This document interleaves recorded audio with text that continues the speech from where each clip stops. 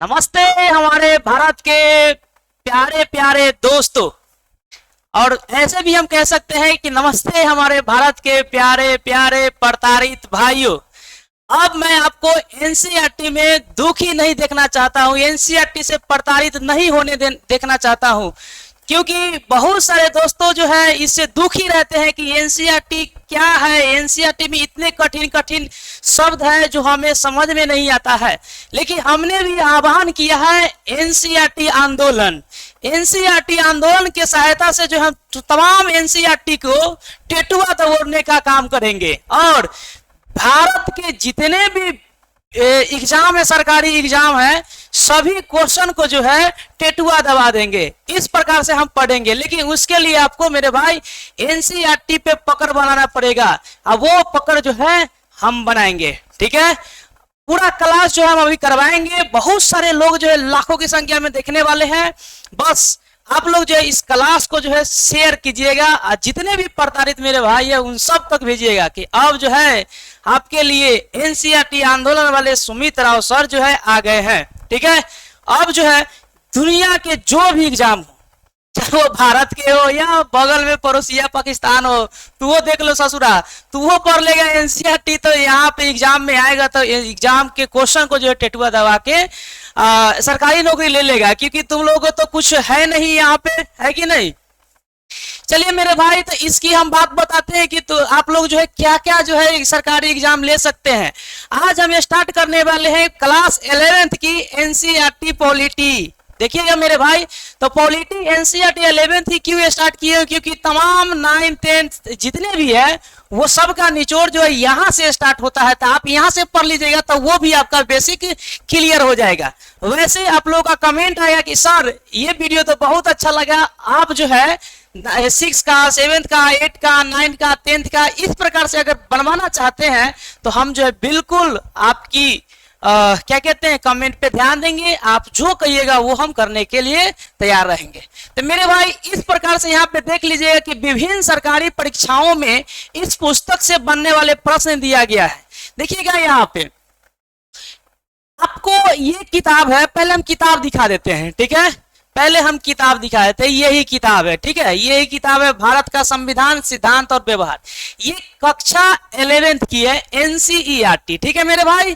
देखिए इस प्रश्न मतलब इस बुक से जो है देखिए कितने प्रश्न पूछे गया है, कितने मतलब बहुत सारे एग्जामों में, ठीक है। देखिएगा बहुत सारे एग्जाम का तो हम यहाँ पे नामों नहीं दिए, लेकिन फिर भी आपको यकीन दिलाने के लिए कुछ एग्जाम का नाम दे दिए हैं यहाँ पे। जैसे आप लोग देख सकते हैं यूपीएससी प्रीलिम्स, यूपीएससी प्रीलिम्स में भी देखिएगा इस पुस्तक से जो है प्रश्न पूछा गया है। वो भी कितना 5 से 8 प्रश्न पूछा गया है, जिसका अंक तो आप लोग को पता होगा कि प्रत्येक क्वेश्चन जो है 2 नंबर का होता है, वो भी यूपीएससी प्रीलिम्स में, ठीक है।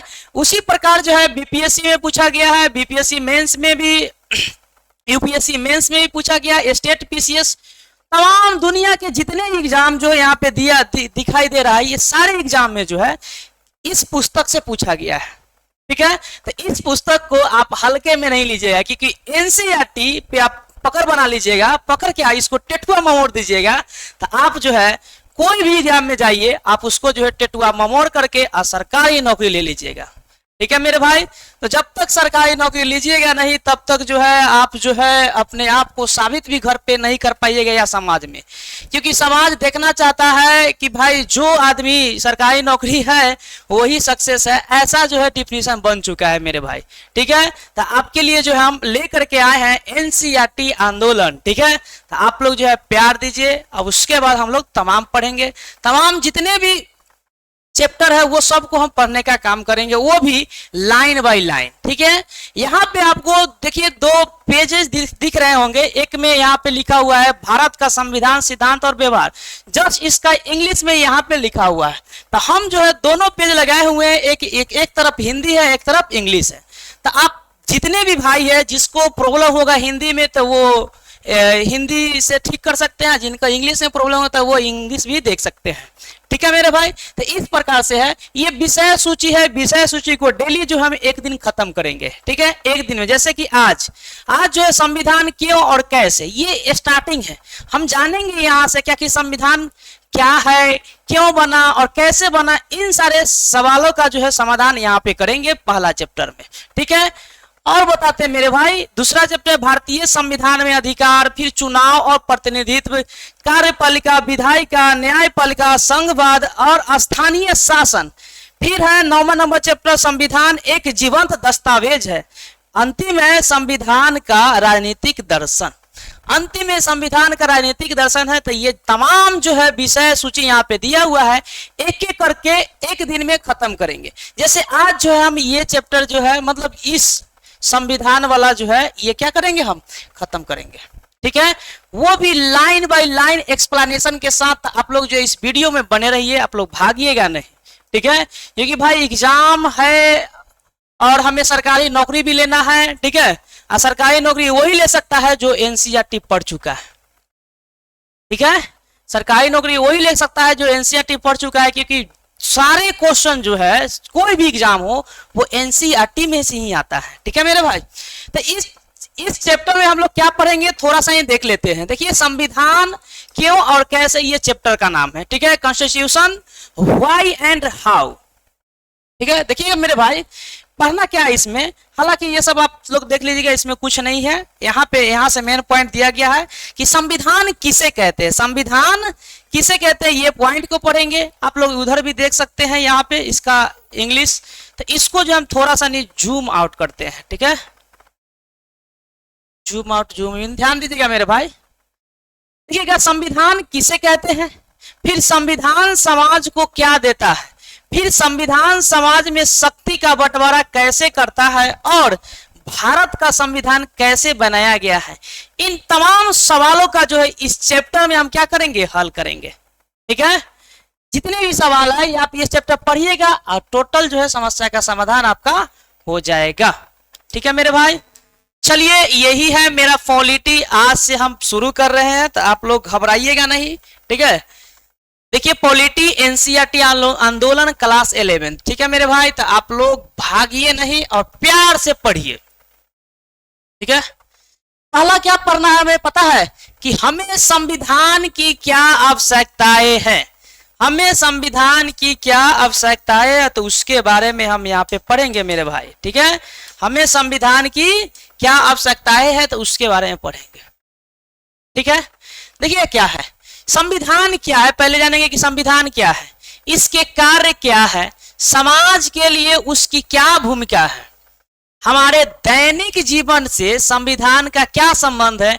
इन प्रश्नों के उत्तर कठिन नहीं है जितना आप सोचते हैं। देखिए इतना सुंदर दिया गया है, इतना सुंदर दिया गया है, लोग तो एक हवा बने ले कि एनसीईआरटी भारी है। नहीं मेरे भाई, एकदम भारी नहीं है, एकदम भारी। इतना मजा आएगा पढ़ने में, कुछ कहने लायक नहीं। देखिए क्या दिया गया है, संविधान क्या है, इसका कार्य क्या है ना। बहुत सारे सोचते हैं कि भाई संविधान तो बहुत बड़का चीज है। नहीं मेरे भाई, आप जो सोच रहे हैं ना, जितना आप सोच रहे हैं उतना कठिन नहीं है। ठीक है मेरे भाई, चलिए तो हम स्टार्ट करते हैं। मेन टॉपिक, मेन बिंदु पे हम लोग आते हैं। इसी में से मेन टॉपिक यहाँ से इन सवालों का जो है हम जवाब जो है इन किताबों के माध्यम से जानने का प्रयास करेंगे और जान ही जाएंगे। देखिए संविधान तालमेल बढ़ाता है और भरोसा दिलाता है। क्या बात सही है? क्या संविधान सच में तालमेल बढ़ाता है और भरोसा दिलाता है?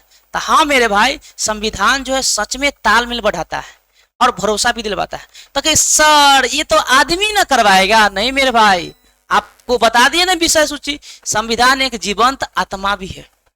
ठीक है, तो इन सारे सवालों का जो है हम धीरे धीरे जो है जवाब पालेंगे। ठीक है, थोड़ा बलर हो रहा है, इसको ठीक नहीं किए। चलिए खैर देखते हैं। कल्पना करें कि आप एक बड़े समूह के सदस्य हैं। यह भी कल्पना करें कि उस समूह की कुछ विशेषताएं हैं। मसलन उस समूह के सदस्य एक दूसरे से अनेक तरह से भिन्न हैं। उनकी अलग अलग धार्मिक निष्ठाएं हैं। उनमें कुछ हिंदू, कुछ मुसलमान, तो कुछ ईसाई और कुछ ऐसे भी है जो किसी धर्म को नहीं मानते हैं। वे और आधारों पर भी भिन्न हैं, वे अलग अलग व्यवसाय करते हैं, उनकी भी भिन्न योग्यताएं भी है। देखिए अलग अलग शौक है और सिनेमा से लेकर किताबें तक उनकी पसंद अलग अलग है। उनमें कुछ धनी तो कुछ गरीब है, कुछ लोग बूढ़े तो कुछ जवान है। कल्पना करें कि ऐसे समूह के सदस्य में जीवन के विभिन्न पहलुओं को लेकर विवाद है। ठीक है, बात सही है। जिससे जैसे किसी व्यक्ति को कितनी संपत्ति रखने का इजाजत होनी चाहिए, क्या सभी बच्चों को स्कूल भेजना अनिवार्य है या माता पिता को इसका निर्णय लेने देना चाहिए। इस समूह को अपनी सुरक्षा के लिए कितना खर्च करना चाहिए या इसकी जगह उसे बहुत सारे पार्क बनवाना चाहिए। क्या इस समूह को अपने ही कुछ सदस्यों के विरुद्ध भेदभाव करने देना चाहिए। भिन्न भिन्न लोग इनमें से प्रत्येक प्रश्न का अलग अलग उत्तर देंगे, लेकिन अपनी विभिन्नताओं के बावजूद भी इस समूह को एक साथ रहना है। बात सही है। सदस्य अनेक रूपों में एक दूसरे पर आश्रित है, उन्हें एक दूसरे के सहयोग की जरूरत होती है। इस समूह को शांतिपूर्वक एक साथ रहने के लिए क्या चाहिए, लेकिन इस समूह के लोग एक साथ रह सकते हैं यदि वे कुछ बुनियादी नियमों के बारे में सहमत हो जाए। इस समूह को ऐसे नियम क्यों चाहिए। कल्पना करें कि आप ऐसे बुनियादीवादी, देखिएगा 1 मिनट और, आप भागिएगा नहीं, इसको पर पूरा लाइन पढ़ लेते हैं, ठीक है, अब समझाएंगे। हाँ तो मेरे भाई ध्यान दीजिएगा, यहाँ पे छोड़ दे। लेकिन इस समूह के लोग एक साथ रह सकते हैं यदि वे बुनियादी नियमों के बारे में सहमत हो जाए। इस समूह को ऐसे नियम क्यों चाहिए। कल्पना करें कि ऐसे बुनियादी नियमों के अभाव में क्या होगा। प्रत्येक सदस्य अपने सुरक्षित महसूस करेगा क्योंकि उसे यह मालूम नहीं होगा कि समूह के सदस्य एक दूसरे के साथ कैसा बर्ताव करेंगे और किसका किस चीज पर अधिकार है। किसी भी समूह को सार्वजनिक रूप से मान्यता प्राप्त कुछ बुनियादी नियमों की आवश्यकता होती है जिसे समूह के सभी सदस्य जानते हैं, ठीक है, ताकि आपस में एक न्यूनतम समन्वय बना रहे।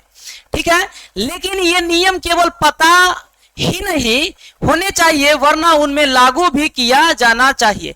यदि नागरिकों को यह विश्वास न हो कि दूसरे नागरिक भी उन नियमों का पालन करेंगे तो उनके पास भी उन नियमों को पालन करने का कोई आधार नहीं होगा। लेकिन जब यह कहा जाता है कि उन नियमों को न्यायालय में लागू किया जाएगा तो इसे सभी को विश्वास हो जाता है कि और लोग भी इस नियमों का पालन करेंगे, क्योंकि ऐसा न करने पर उन्हें दंड दिया जाएगा। संविधान का पहला ये बात है, ठीक है, ये जो जितने भी पढ़े ये संविधान का पहला काम है। कैसा काम है, पहला काम है।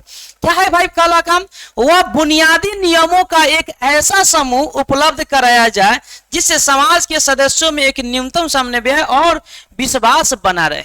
चलिए मेरे भाई, तो हमने लाइन बाय लाइन जो एक्सप्लेनेशन तो कर लिए, लेकिन अब इनके बारे में पढ़ते हैं। देखिए कहते क्या है ये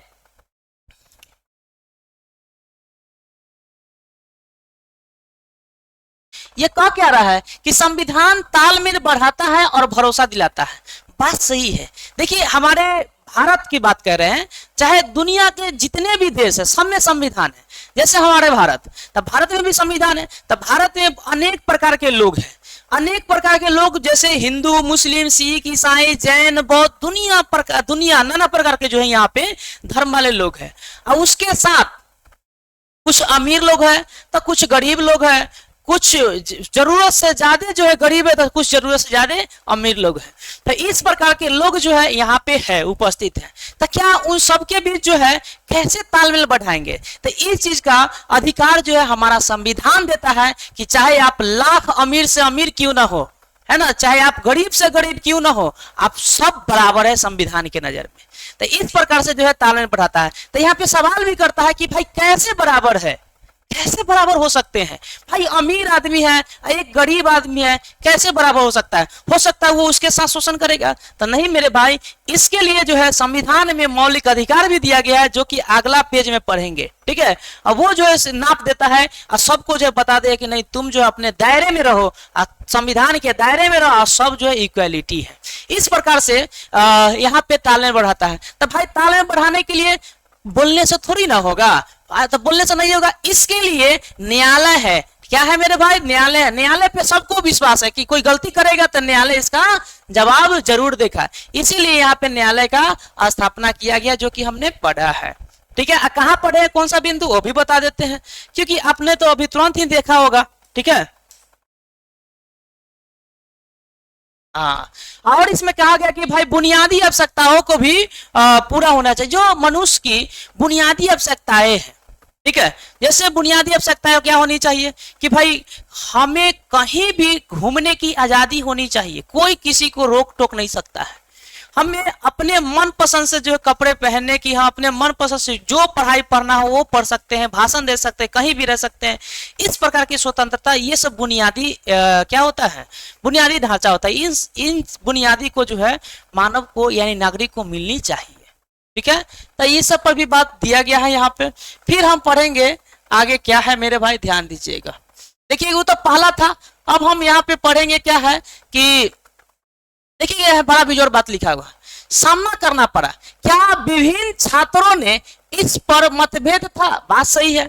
देखिए जैसे ये चीज बताते हैं,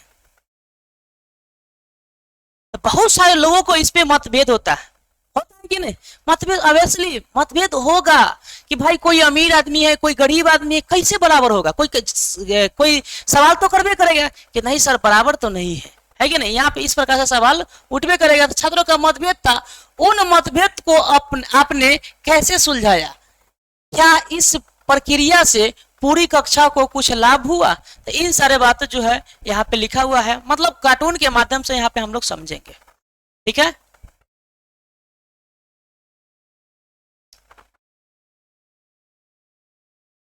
देखिएगा उसके बाद पढ़ेंगे निर्णय निर्माण की शक्ति की विशेषताएं।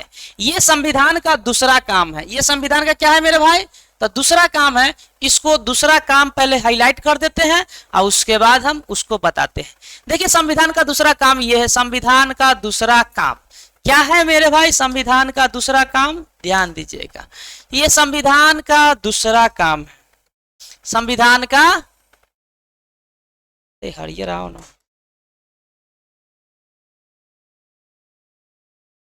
ये संविधान का क्या काम है? दूसरा काम है। कहता क्या है? यह स्पष्ट करना है कि समाज में निर्णय लेने की शक्ति किसके पास होगी। बात सही है।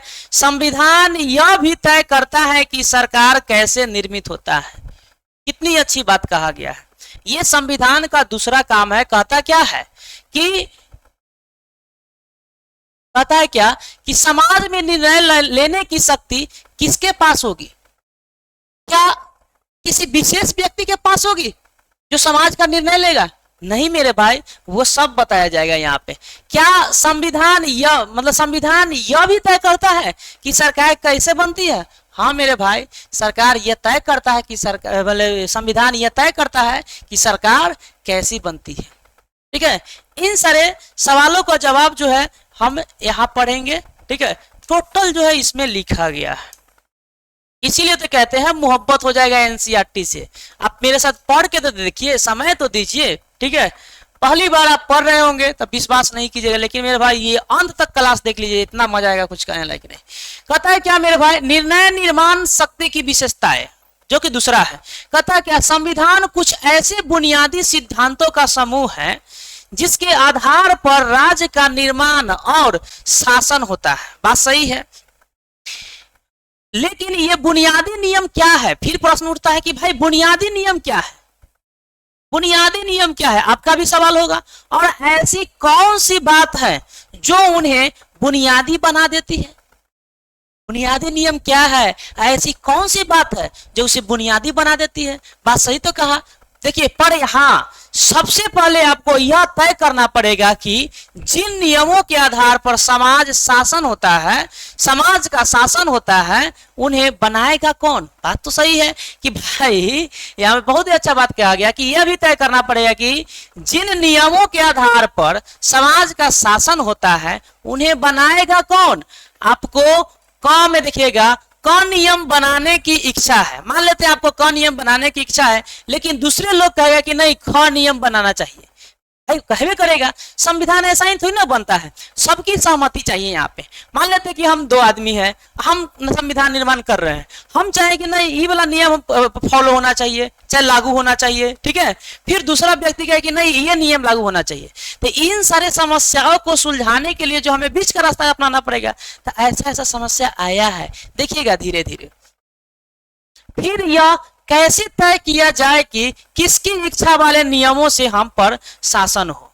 जिन नियमों के अंतर्गत आप सभी को रखना चाहते हैं, जिन नियमों के अंतर्गत आप सभी को रखना चाहते हैं वे आपको सर्वश्रेष्ठ लग सकते हैं, लेकिन दूसरे लोगों को लगता है कि उनके द्वारा सुझाए गए नियम सर्वश्रेष्ठ हैं। इस विवाद को कैसे सुलझाया जाए और यह निर्णय करने से पहले हमारे समूह को किन नियमों से शासित होना है, हमें वास्तव में यह तय करना पड़ेगा कि उन नियमों को बनाएगा कौन। बात सही कहा। देखिए मेरे भाई, यहाँ पे बहुत सारे वाद विवाद होगा, लेकिन उसको सुलझाएंगे कैसे, इन सारे समस्याओं का जो है समाधान यहाँ पे किया जाएगा, ठीक है। कहता है क्या, संविधान ही इस प्रश्न का उत्तर देता है। इस प्रश्न का उत्तर कौन देता है मेरे भाई, तो संविधान ही देता है। चलिए हम पढ़ते हैं। कहता है क्या, वह समाज में शक्ति के मूल वितरण को स्पष्ट करता है। संविधान यह तय करता है कि कानून कौन बनाएगा, संविधान ही यह तय करता है कि कानून कौन बनाएगा। भाई कानून सब थोड़ी ना बना देगा, है कि नहीं, ये भी तय कौन करेगा, संविधान करेगा। नहीं तो रोड पर चलने वाला आज जो है उंगली उठाने लगता है कि नहीं संविधान गलत है, फन्ना है, ढिमका है। नहीं मेरे भाई, तुमको बोलने से नहीं होगा।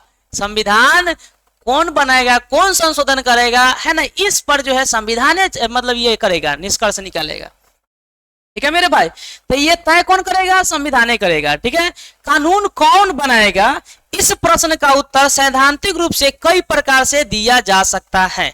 राजतंत्र में कानून का निर्माण राजा करता है, जबकि कुछ संवैधानिक जैसे पुराने सोवियत संघ के संविधान में निर्णय करने का अधिकार केवल एक ही पार्टी को दिया गया था।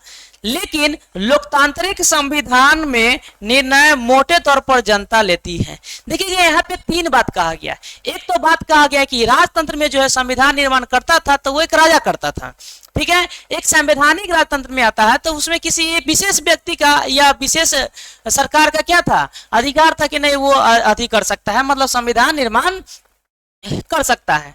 तीसरा बात यह है कि आप लोगों से सहायता लेकर के भी संविधान का क्या कर सकते हैं, निर्माण कर सकता है। फिर कहता है मेरे भाई, लेकिन यह विषय इतना सरल नहीं है। यदि यह मान भी लिया जाए कि जनता निर्णय लेती है, तब भी यह प्रश्न अनुत्तरित है, मतलब पूरा उत्तर नहीं है, न मतलब अनुत्तरित रह जाएगा कि जनता निर्णय कैसे लेती है। क्या कोई कानून बनाने के लिए सभी लोगों को सहमत होना चाहिए? प्राचीन यूनान की पद्धति के अनुसार क्या प्रत्येक मुद्दे पर सभी लोगों को वोट देना चाहिए, या लोगों को अपने निर्वाचित प्रतिनिधियों के द्वारा अपनी राय को अपने राय को व्यक्त करना चाहिए? लेकिन लोगों को अपने प्रतिनिधियों के माध्यम से काम करना हो तो फिर उन प्रतिनिधियों का चयन कैसे हो और कुल कितने प्रतिनिधि हो? उदाहरण के लिए भारतीय संविधान में यह स्पष्ट किया गया है कि अधिकतर कानून संसद बनाएगी और इस संसद का गठन भी एक विशेष प्रकार से किया जाएगा। देखिए यहाँ पे बहुत अच्छा बात भी कहा गया है कि भाई कानून थोड़ी ना सब बना लेगा। मान लेते हैं जनता है, तो जनता कैसे बनाएगा? क्या जनता से वोट के आधार पर बनाया जाएगा? नहीं मेरे भाई। कैसे? क्या जनता जो है अपने प्रतिनिधि को चुनेगा और वो कानून बनाएगा? इस प्रकार से जो यहाँ पे बात किया गया है, वही यहाँ पे चर्चा हुई है कुछ भारत की। तब भारत में कानून कौन बनाएगा? तब भारत में कानून एक ही बना सकता है, वो भी संसद बना सकता है। कौन बना सकता है? संसद बना सकता है। आपको बता दें कि संसद के मुख्य दो पिलर है, एक राज्यसभा, दूसरा क्या है? राज्यसभा, दूसरा लोकसभा। हालांकि राष्ट्रपति भी वो भी संसद के अभिन्न अंग है। ठीक है, तो यहाँ पे जो है भारत में जो है कानून बनाएगा कौन? तो संसद बनाएगा। ठीक है, कौन बनाएगा मेरे भाई? तो संसद बनाएगा। ठीक है, इसी को यहाँ पे हम पढ़ते हैं अच्छा से। फिर कहता है क्या मतलब, बता एक बार और पढ़ देते हैं। उदाहरण के लिए भारतीय संविधान में स्पष्ट किया गया है कि अधिकतर कानून कौन बनाएंगे? संसद बनाएगी, और इस संसद का गठन भी एक विशेष प्रकार से किया जाएगा। संसदीय कानून बनाएगा, लेकिन संसद का गठन भी विशेष प्रकार से किया जाएगा। ऐसा ही नहीं कि हाँ हम संसद बना दिए। किसी समाज में कानून कैसे है, किसी समाज में कानून कैसे है, इसे देखने के पहले उन कानून को बनाने का अधिकार रखने वाले को पहचानना होगा। यदि संसद को कानून बनाने का अधिकार है तो पहले उसे यह अधिकार देने वाला कोई कानून होना चाहिए। बात सही है। अगर संसद को कानून बनाने का अधिकार है तो उसको यह अधिकार देने के लिए कोई कानून होना चाहिए। बात तो सही है ना? यह काम संविधान करता है, लेकिन यह काम कौन करता है? तो संविधान करता है। सब अधिकार दिया गया है कि किसको कौन कैसे अधिकार है, क्या करना है, ये सब कौन देता है अधिकार? तो संविधान देता है। कौन देता है मेरे भाई? संविधान। कहता है मेरे भाई, संविधान वह सत्ता है जो सर्वप्रथम सरकार बनाती है। संविधान वह सत्ता है जो सर्वप्रथम क्या बनाती है? सरकार। वही बात जो दूसरा बात यहाँ पे हमने कहा था कि दूसरा काम यह है कि यह स्पष्ट करता है कि किसी समाज में निर्णय लेने की शक्ति किसके पास होगी? तो किसी समाज में निर्णय लेने की शक्ति किसके पास होगी? तो संविधान के पास होगी। और संविधान यह भी तय करता है कि सरकार कैसे निर्मित होती है। हमने पहला और दूसरा पार्ट जो है, मतलब पहला और दूसरा संविधान जो काम करता है वो हमने पढ़ लिया। अब हम पढ़ेंगे संविधान का तीसरा काम। क्या पढ़ेंगे मेरे भाई? संविधान का तीसरा काम। आखिर संविधान जो है तीसरा काम क्या कहता है? ठीक है, तो संविधान तीसरा काम कहता है सरकार की शक्तियों पर सीमाएं। बात सही है। अगर यहाँ पे देखिएगा, अगर सरकार बाहुबली बन जाए, जरूरत से ज्यादा उसको शक्ति बन जाए, मिल जाए, तो वो तो तानाशाही करने लगेगा, है कि नहीं? तो नहीं मेरे भाई, उस पर भी एक लिमिट लगाया गया, एक सीमा लगाया गया है कि वो जो है जरूरत से ज्यादा बढ़ नहीं सकता है। इसका मतलब ये नहीं है कि कोई भी जनता को किसी कारणवश जा करके गिरफ्तार करके जेल में डाल देगा, इसका भी वो अधिकार नहीं है। इस पर भी सीमित सीमा लगाया गया है, मतलब शक्तियों पर सीमा लगाया गया, लिमिट लगाया गया है। सिर्फ सरकार को नहीं, नागरिक को भी। अब नागरिक को भाषण देने की, संगठन बनाने की, कहीं पे बसने की आजादी दे दिया है, तो इसका मतलब ये नहीं है कि वो भारत भाषण देगा। ठीक है, इसका मतलब ये नहीं कि वो भारत भाषण देगा और संगठन बना लेगा तो भारत के विरोध के मतलब भारत को ही विरोध करेगा। तो ये जो है परमिशन नहीं देता, मतलब यहाँ पर भी सीमा लगा हुआ। आप संगठन बना सकते हैं, भाषण दे सकते हैं, लेकिन आपके ऊपर भी एक लिमिट है, सीमित। वो अपने दायरे में भाषण दे सकते हैं, अपने दायरे में ही संगठन बना सकते हैं। ठीक है, तो इन सारे समस्याओं का जो हम तीसरा बात में पढ़ेंगे। भाई क्या कहता है इसे देखिएगा यहाँ पे तीसरा बात।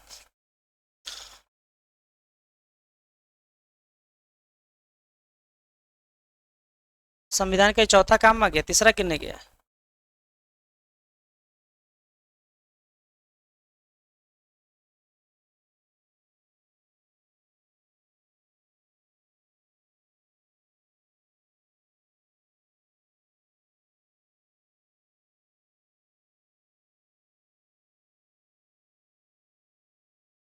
चलिए गया भाई मेरे भाई, इसको हम पढ़ते हैं, इसी में किधर होगा मिल जाएगा। ठीक है, पढ़ते हैं पहले इसको। कहता है क्या मेरे भाई, सरकार की शक्तियों की सीमाएं, सरकार की शक्तियों पर सीमाएं लगाया गया है। भाई क्या है? तब मान लीजिए कि आपने यह तय कर लिया कि निर्णय कौन करेगा। बात सही है, किंतु जब उस सत्ता ने कानून बनाए तब आपको लगा कि वे कानून पूर्णतः अनुचित है। मान लेते हैं कि कोई सत्ता कानून बना रही है, लेकिन आपको वो कानून अच्छा नहीं है, मतलब अनुचित लगा। उदाहरण के लिए उसने आपको अपने धर्म को पालन करने से रोक दिया। बात सही है भाई, कानून बना दिया, आपके धर्म को पालन करने से रोक दिया, तो आप मतलब उस चीज से सहमत रहेंगे? नहीं रहेंगे मेरे भाई। कहता है उसने यह निर्णय लिया कि किसी खास किस्म के रंग वाले वस्त्र नहीं पहन सकते हैं, या आप कुछ विशेष गीत गाने को स्वतंत्र नहीं है, या किसी विशेष समूह यानी धर्म जाति के लोगों को सदैव दूसरे की सेवा करनी पड़ेगी, और उन्हें किसी प्रकार की संपत्ति रखने का अधिकार भी नहीं होगा, या सरकार किसी को भी मनमाने तरीके से गिरफ्तार कर सकती है, या किसी एक खास रंग वाले लोगों को ही कुएं से पानी भरने की इजाजत दी जाएगी। स्वाभाविक है कि आपको यह कानून अनुचित और अन्यायपूर्ण लगेंगे। बात सही है। मान लेते हैं कि सरकार को यह शक्ति दे दिया गया कि आप जो है मतलब कानून बनाइए। अगर वो कानून जो इस प्रकार से बना देंगे तो आप पसंद करेंगे? नहीं, ये बिल्कुल अन्यायपूर्ण है। ये बिल्कुल क्या है? अन्यायपूर्ण है। इसीलिए सरकार पे जो है जो संसद पे जो क्या कहते हैं कानून बनाते हैं, उस पे सीमा आरोपित किया गया है कि आप जो है अपने दायरे में रह करके कानून बनाइए। ठीक है, तो ये बात दिया गया है। ठीक है, कहता है यद्यपि ये सभी कानून उस सरकार द्वारा बनाए गए जो एक विशेष प्रक्रिया का पालन करके बनी थी, लेकिन सरकार द्वारा ऐसे कानूनों को बनाने के पीछे कोई जरूर अन्यायपूर्ण बात रही होगी। ठीक है, तो ये बात कहता है, शायद ये समझ में आ गई होगी। फिर कहता है देखिएगा यहाँ पे बहुत ही अच्छा बात दिया गया है, ये यूरोप का संविधान है। ये क्या है मेरे भाई? यूरोप का संविधान है। ये किसका है? यूरोप का ही संविधान है। कहता है क्या यूरोपीय संघ के सदस्यों ने एक यूरोपीय संविधान बनाने की कोशिश की। यूरोपीय संघ के सदस्य ने एक यूरोपीय संविधान बनाने की कोशिश की ट्रायल के लिए। ठीक है, उनकी कोशिश असफल रह गई। देखिए कार्टूनिस्ट ने संविधान निर्माण के उनके प्रयास को मारपीट और झगड़े से भरी कोशिश के रूप में देखा। क्या संविधान निर्माण की प्रक्रिया हमेशा ऐसी ही होती है? तो नहीं मेरे भाई, इस प्रकार से नहीं होती। यहाँ पे जो कार्टून में दिखाया गया झगड़ा उगड़ा करके कि भाई हाँ ये झगड़ा हो रहा है तो संविधान बना दिए तो इसका इस समस्या ये हो जाएगा, तो नहीं मेरे भाई, ऐसे नहीं होता। झगड़ा लड़ाई से संविधान नहीं बनता है। ठीक है, तो ये पहली बार जो है ये क्या किया गया था? प्रयास किया था। ठीक है, संविधान तो भाई एक दिन में बनता उनता नहीं है। ठीक है, चलिए मेरे भाई, तो हमें लगता है कि तीसरा पेज जो है, तीसरा क्वेश्चन एडिटर साहब जो है हटा दिया गया है ना, तो उसको हम फिर समझा देंगे बाद में। ठीक है, आप लोग बुरा नहीं मानिए। कहता है क्या संविधान का चौथा काम क्या है? तो वो चौथा काम बता ही दिया गया है कि वह सरकार को ऐसी क्षमता प्रदान करे जिससे वह जनता की आकांक्षाओं को पूरा कर सके और एक न्यायपूर्ण समाज की स्थापना के लिए उचित परिस्थितियों का निर्माण कर सके। तो इस प्रकार से जो इजाजत कौन देता है? संसद देते हैं। ठीक है, तो भाई सरकार को ऐसी क्षमता होना चाहिए, ये नहीं कि हाँ सरकार के पास शक्ति नहीं होगा कि किसी के पास अन्याय हो रहा है। ठीक है, किसी को पानी नहीं पीने दिया जा रहा है, किसी को रंग भेद दिया जा रहा है, किसी को कपड़े पहनने का अधिकार नहीं है, किसी को बोलने की आजादी नहीं है, और सरकार ये सब देख रहा है, चुप्पे बैठल है। तो ऐसा भी सरकार नहीं होना चाहिए, समझे कि नहीं? उसके पास पावर होना चाहिए कि इस अन्याय के खिलाफ आवाज उठाए। तो उसके पास पावर रहेगा, शक्ति रहेगा, तभी ना काम करेगा। तो उसके लिए क्या करना होगा? उसी ढंग से जो है संविधान निर्माण करना होगा। ठीक है, तो वो किया गया। ठीक है मेरे भाई, अब आगे है मेरे भाई संविधान के समर्थ बनाने वाले प्रावधान। कि संविधान को समर्थ कैसे बनाए, उस प्रावधान को हम बारी बारी से पढ़ेंगे। ठीक है मेरे भाई, उन संविधान को हम बारी बारी से पढ़ेंगे, लाइन बाय लाइन एक्सप्लेनेशन के साथ मेरे भाई। ठीक है,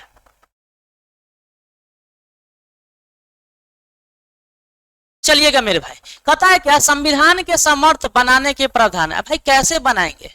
ठीक है, तो ध्यान दीजिएगा।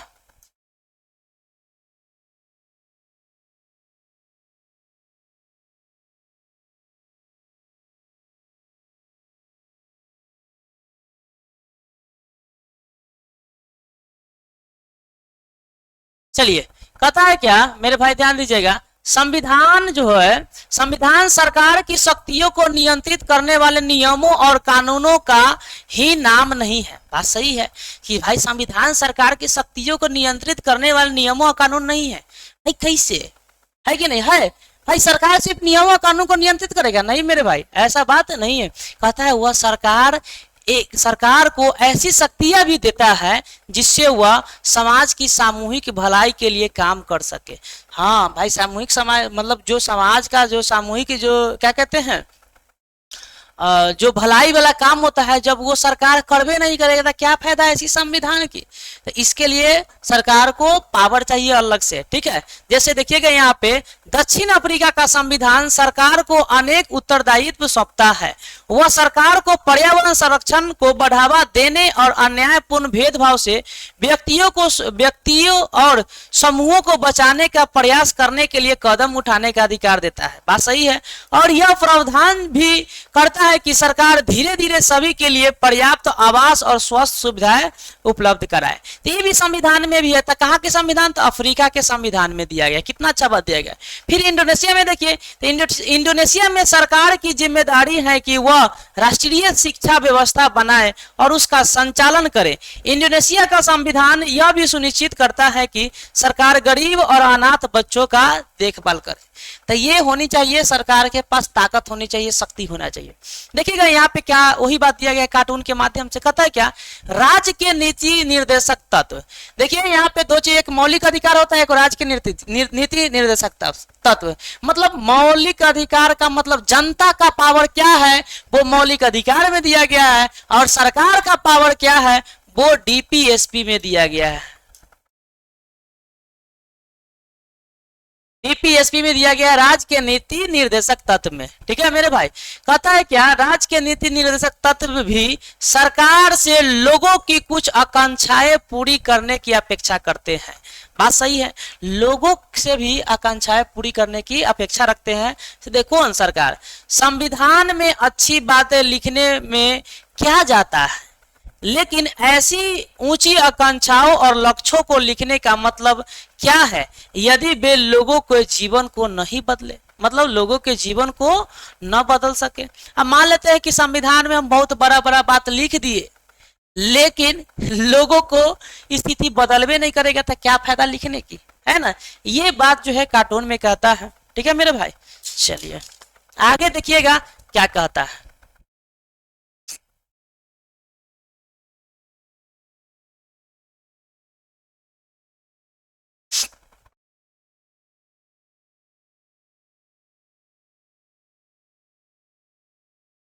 चलिए मेरे भाई, तो आगे हम पढ़ेंगे राष्ट्र की बुनियादी पहचान। देखिए राष्ट्र की आखिर बुनियादी पहचान क्या होता है उसके बारे में हम लोग जानते हैं। देखिए राष्ट्र की बुनियादी पहचान, आखिर और शायद सबसे महत्वपूर्ण बात यह है कि संविधान किसी समाज की बुनियादी पहचान होता है। देखिए आखिरी और शायद सबसे महत्वपूर्ण बात यह है कि संविधान जो है किसी समाज की बुनियादी पहचान होता है। बात सही है। किसी भी समाज का बुनियादी पहचान कौन है? तो कौन है मेरे भाई? बोलिए बोलिए बोलिए जल्दी से। तो संविधान ही है। वो पहचान जो है कौन दिलाता है? संविधान। इसका अर्थ यह है कि संविधान के माध्यम से किसी समाज की एक सामूहिक इकाई के रूप में पहचान होती है। इस सामूहिक पहचान को बनाने के लिए इस संबंध में कुछ बुनियादी नियमों पर सहमत होना पड़ता है कि हम पर शासन कैसे होगा और शासितों में कौन कौन से लोग होंगे। संविधान बनने से पहले हमारी अन्य अनेक प्रकार की पहचान या अस्मिताएं होती हैं, लेकिन कुछ बुनियादी नियमों और सिद्धांतों पर सहमत होकर हम अपनी मूलभूत राजनीतिक पहचान बनाते हैं। ये है। दूसरा कहता है क्या? दूसरा संवैधानिक नियम हमें यह एक ऐसा विशाल ढांचा प्रदान करते हैं जिसके अंतर्गत हम अपनी व्यक्तिगत आकांक्षाओं, लक्ष्यों और स्वतंत्रता का प्रयोग करते हैं। संविधान आधिकारिक बंधन लगाकर यह तय कर देता है कि कोई क्या कर सकता है और कोई क्या नहीं कर सकता है। अतः संविधान में एक नैतिक पहचान भी देता है कि तीसरा बात कहता है, तीसरा और अंतिम, अब शायद यह संभव हो सका है कि अनेक बुनियादी राजनीतिक और नैतिक नियम विश्व के सभी प्रकार के संवैधानिक संसाधनों में संविधानों में स्वीकार किए गए हैं।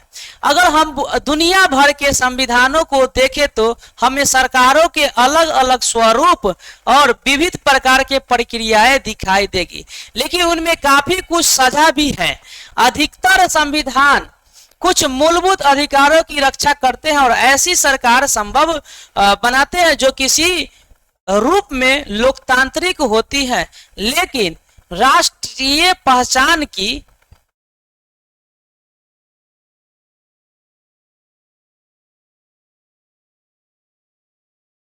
ध्यान दीजिएगा मेरे भाई, लेकिन राष्ट्रीय पहचान की अवधारणा अलग अलग संविधान में अलग अलग ढंग की होती है।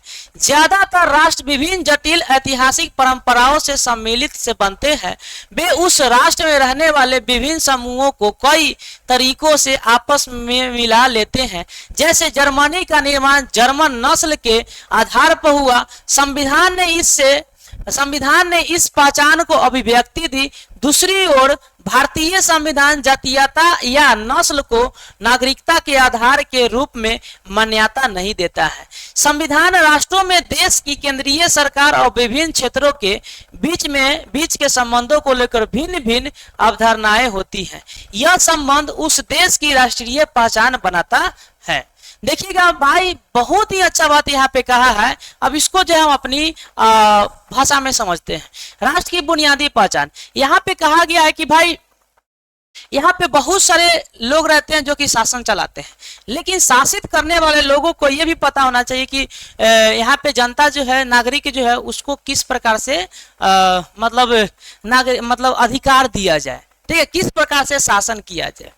ठीक है, यहाँ पे बहुत सारे लोग हैं जो कि संविधान बनने से पहले अनेक प्रकार की पहचान और सबकी अस्मिताएं होती हैं। ठीक है, यहाँ पे इस प्रकार की बात जो यहाँ पे कहा गया, भाई लोगों की आकांक्षाएं होती है, व्यक्तिगत आकांक्षाएं होती है सरकार से, और सरकार को भी लोगों से व्यक्तिगत आकांक्षाएं भी होती है कि नहीं। तो इन सबको बात जो यहाँ पे दिया गया, सबकी लक्ष्य और स्वतंत्रता का प्रयोग भी किया गया। ठीक है मेरे भाई, देखिएगा यहाँ पे कार्टून से बुझिएगा, कार्टून में बहुत ही अच्छा बात दिया गया है, जो एक इराक के संविधान है। कहा है मेरे भाई, इराक के। देखिएगा कहता है क्या, यहाँ कार्टून से बुझिए, कहता है क्या, अब वे सब हाथ मिलाने के लिए तैयार हो गए हैं। अब हम जल्दी ही संविधान बना लेंगे। देखिएगा यहाँ पे संविधान कैसे बनाता है। एक आदमी कहता है जिसका नाम है बगदाद है, यहाँ पे शिया है, सुन्नी है और कुर्द है। ये चारों आदमी है। चारों आदमी क्या क्या कहता है देखिएगा। एक कहता है कि अब वे हाथ मिलाने के लिए तैयार हो गए हैं, अब जल्दी ही संविधान बना लेंगे। दूसरा कहता है मेरे पास कागज है, संविधान हम बनाएंगे, हम लिखेंगे। अरे भाई, कौन कहता है? शिया कहता है। सुन्नी क्या कहता है? मेरे पास कलम है, संविधान मुझे लिखना चाहिए। फिर कहता है कुर्द, मेरे पास इंक है, संविधान मुझे लिखने दो। मेरे भाई, इस प्रकार से होगा? नहीं होगा मेरे भाई, सबकी सहमति से होगी। तो ये भाई अपना ये करता है। फिर कहता है क्या, इराक में सद्दाम हुसैन की सत्ता खत्म होने पर एक नए संविधान की रचना करने में देश के विभिन्न जातीय समूहों में काफी संघर्ष दिखाई दिया। इन भिन्न भिन्न लोगों की क्या मांगे हैं, इनमें दिखाए गए संघर्षों की यूरोपीय संघ की भारत के संबंध में पिछले कार्टून में दिखाए गए संघर्ष से तुलना करें। ठीक है मेरे भाई, तो इस प्रकार से कहता है तुलना करने के लिए। तो भारत में तो भाई इस प्रकार से होता नहीं है मेरे भाई। ठीक है, भारत में इस प्रकार से होता नहीं है। यहाँ पे देखिए पिछला ये है। चलिए आगे पढ़ते हैं। अब हम पढ़ेंगे संविधान की सत्ता। क्या पढ़ेंगे मेरे भाई? संविधान की सत्ता। ठीक है, तो भाई संविधान की सत्ता क्या कहता है? हमें संविधान द्वारा किए जाने वाले कुछ कार्यों को रूपरेखा प्रस्तुत की है। बात तो सही है। ठीक है, देखिए यहाँ पे क्या है, कहाँ पहुंचे क्या समझे, इसके बारे में यहाँ पे दिया गया है। कहाँ पहुंचे क्या पहुंचे, इसके बारे में यहाँ पे दिया गया है। तो भाई क्या दिया गया है उसके बारे में देखते हैं। ठीक है मेरे भाई, देखिएगा कहता है क्या, नीचे भारतीय और अन्य संविधानों के कुछ प्रावधान दिए गए हैं। बताए कि इनमें प्रत्येक प्रावधान का क्या कार्य है। देखिए क्या क्या दिया गया है यहाँ पे। सरकार किसी भी नागरिक को किसी धर्म का पालन करने या न करने की आज्ञा नहीं दे सकती है। बात सही है। तो यहाँ पे सरकार की शक्ति या सीमा को दिखाता है। किसको दिखाता है मेरे भाई? सीमा को दिखाता है। ठीक है मेरे भाई। फिर सरकार को आय और संपत्ति की असमानता को कम करने का प्रयास अवश्य करना चाहिए। बात सही है। तो यहाँ पे सरकार को शक्ति को दिखाता है। किसको दिखाता है मेरे भाई? सरकार के शक्ति को दिखाता है। फिर कहता है मेरे भाई, राष्ट्रपति के पास प्रधानमंत्री को नियुक्ति करने की क्या होनी चाहिए? तो शक्ति होनी चाहिए। क्या होनी चाहिए मेरे भाई? तो शक्ति होनी चाहिए। फिर कहता है क्या? संविधान वह सर्वोत्तम कानून है जिसका सभी को पालन करना चाहिए। तो यहाँ पे एक सीमा को दिखाता है कि नहीं भाई, सबको पालन करना चाहिए। फिर जो है यहाँ पे भारतीय नागरिकता किसी खास नस्ल, जाति या धर्म तक सीमित नहीं होता है। बात सही है। तो यहाँ पर भी सीमा को दर्शाता है कि नहीं, यहाँ तक जो है सीमित किया गया है कि भारतीय नागरिकता किसी खास नस्ल, किसी खास जाति या किसी खास धर्म तक सीमित नहीं है। ठीक है, ये सारी बात जो है यहाँ पे दिया गया है। ठीक है, फिर कहता है क्या? इन कार्यों से स्पष्ट होता है कि क्यों अधिकतर समाज में एक संविधान होता है। लेकिन संविधान के बारे में हम 3 और प्रश्न कर सकते हैं। तो भाई क्या क्या है संविधान के बारे में? 3 और प्रश्न। कहता है कि संविधान क्या है, तो इन सब के बारे में फिर से जानेंगे। ठीक है, संविधान क्या है, संविधान कितना प्रभावी है, क्या संविधान न्यायपूर्ण है। अधिकतर देशों में संविधान एक लिखित दस्तावेज के रूप में होता है। बात सही है। बहुत संविधान जो है 2 तरह से होती है। एक लिखित संविधान होता है, एक होता है अलिखित संविधान होता है। ठीक है मेरे भाई, एक लिखित संविधान होता है, एक क्या होता है? अलिखित संविधान होता है। बहुत सारे देशों में आप देखिएगा तो लिखित संविधान मिलेगा, कहीं पे अलिखित। जैसे हमारे यहाँ पे लिखित संविधान है। दुनिया का सबसे पहला लिखित संविधान अमेरिका का है, वो भी छोटा है। दुनिया का सबसे बड़ा लिखित संविधान किसका है? तो हमारा भारत के है। ठीक है, जिसमें से राज्य के बारे में कई प्रावधान होते हैं। यह प्रावधान बताते हैं कि राज्य का गठन कैसे होगा और वह किन सिद्धांतों का पालन करेगा। जब हम किसी देश के संविधान की बात करते हो तो सामान्य रूप से हम उसी दस्तावेज का जिक्र करते हैं। बात सही है। अगर हम किसी देश की संविधान की बात करते हैं तो वो सामान्य रूप से हम उसी दस्तावेज का भी क्या करते हैं? बात करते हैं, जो दस्तावेज लिखा हुआ है कर रहे होते हैं। लेकिन कुछ देशों जैसे इंग्लैंड के पास ऐसा कोई दस्तावेज नहीं, लेकिन इंग्लैंड के पास ऐसा कोई दस्तावेज नहीं, उसके पास कोई लिखा उखा संविधान वगैरह ये सब नहीं है, लेकिन जिसे संविधान कहा जा सके, बल्कि उनके पास दस्तावेज और निर्णय की एक लंबी श्रृंखला है जिसे सामूहिक रूप से संविधान कहा जाता है। अतः हम कह सकते हैं कि संविधान वह दस्तावेज या दस्तावेजों का पुंज है जो उन कार्यों को करने का प्रयास करता है। तो भाई यहाँ पे बहुत ही अच्छा बात फिर दिया गया कि भाई संविधान क्या है। तो संविधान वह दस्तावेज या दस्तावेजों का पुंज है जो उन कार्यों को करने का क्या करता है? प्रयास करता है। ठीक है मेरे भाई, आगे कहता है क्या? जिसका ऊपर उल्लेखन किया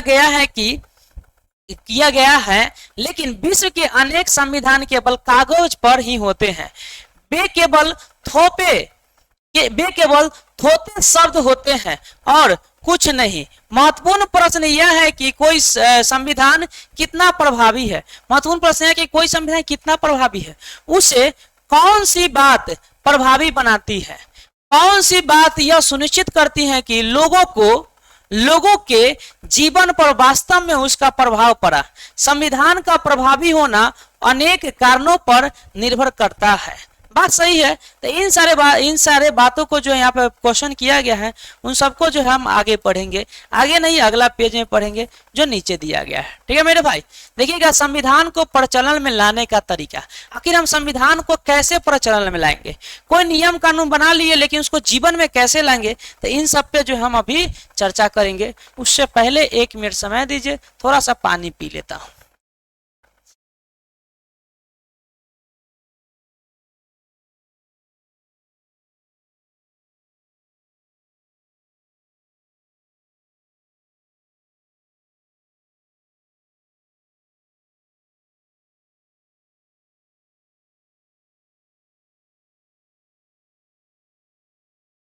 चलिए मेरे भाई फिर से गर्दा उड़ाते हैं।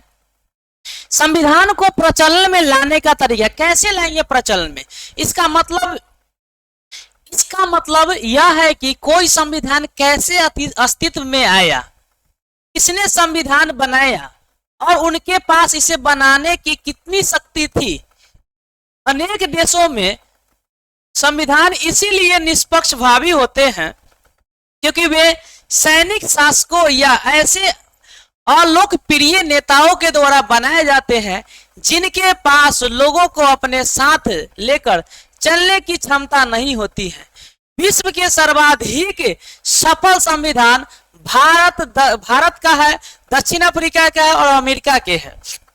ये ऐसे संविधानों के उदाहरण हैं जिन्हें एक सफल राष्ट्रीय आंदोलन के बाद बनाया गया है। यद्यपि भारतीय संविधान को औपचारिक रूप से एक संविधान सभा ने दिसंबर 1946 और नवंबर 1949 के मध्य मतलब बीच बनाया, पर ऐसा करने में उन्हें राष्ट्रीय आंदोलन के लंबे इतिहास से काफी प्रेरणा मिली। हालांकि मेरा संविधान जो है 1946 से लेकर के संविधान सभा द्वारा 1949 के बीच में बन जाता है, लेकिन वो उतना ही समय नहीं। देखिए इसके पीछे थोड़ा सा नहीं जाइए, बहुत सारे स्वतंत्रता आंदोलन हुआ था, तो उन सब से जो है सीखने के बाद जो है संविधान का निर्माण किया गया। तो बहुत सारे राष्ट्रीय आंदोलन हुआ। अरे भाई जब आप घूमिएगा, सही से पढ़िएगा, तभी ना आपको पता चलेगा कि क्या कमी है, क्या जरूरत है। हाँ, तो इस प्रकार से तो देखिए इसके लंबे इतिहास से काफी प्रेरणा मिलती है। ठीक है, राष्ट्रीय आंदोलन में समाज के सभी वर्गों को एक साथ लेकर चलने का विलक्षण क्षमता थी। संविधान को भारी वैधता मिली क्योंकि उसे ऐसे लोगों ने बनाया जिनमें समाज का अटूट विश्वास था। देखिए यहाँ पे है क्या कि भारत के संविधान में सभी लोगों से परमिशन नहीं लिया गया था, लेकिन कुछ विशेष लोगों से जरूर परमिशन लिया गया था जिस पे सारे समाज का उन लोगों पे विश्वास था। ठीक है, और जिनके पास समाज के विभिन्न वर्गों के सीधा संवाद करने और उनका सम्मान प्राप्त करने की क्षमता थी। संविधान निर्माता लोगों को यह समझाने में सफल रहे कि संविधान उनकी व्यक्तिगत शक्तियों को बढ़ाने का कोई साधन नहीं है। यही कारण है कि संविधान को भारी वैधता मिली। संविधान का अंतिम प्रारूप उस समय की व्यापक राष्ट्रीय आम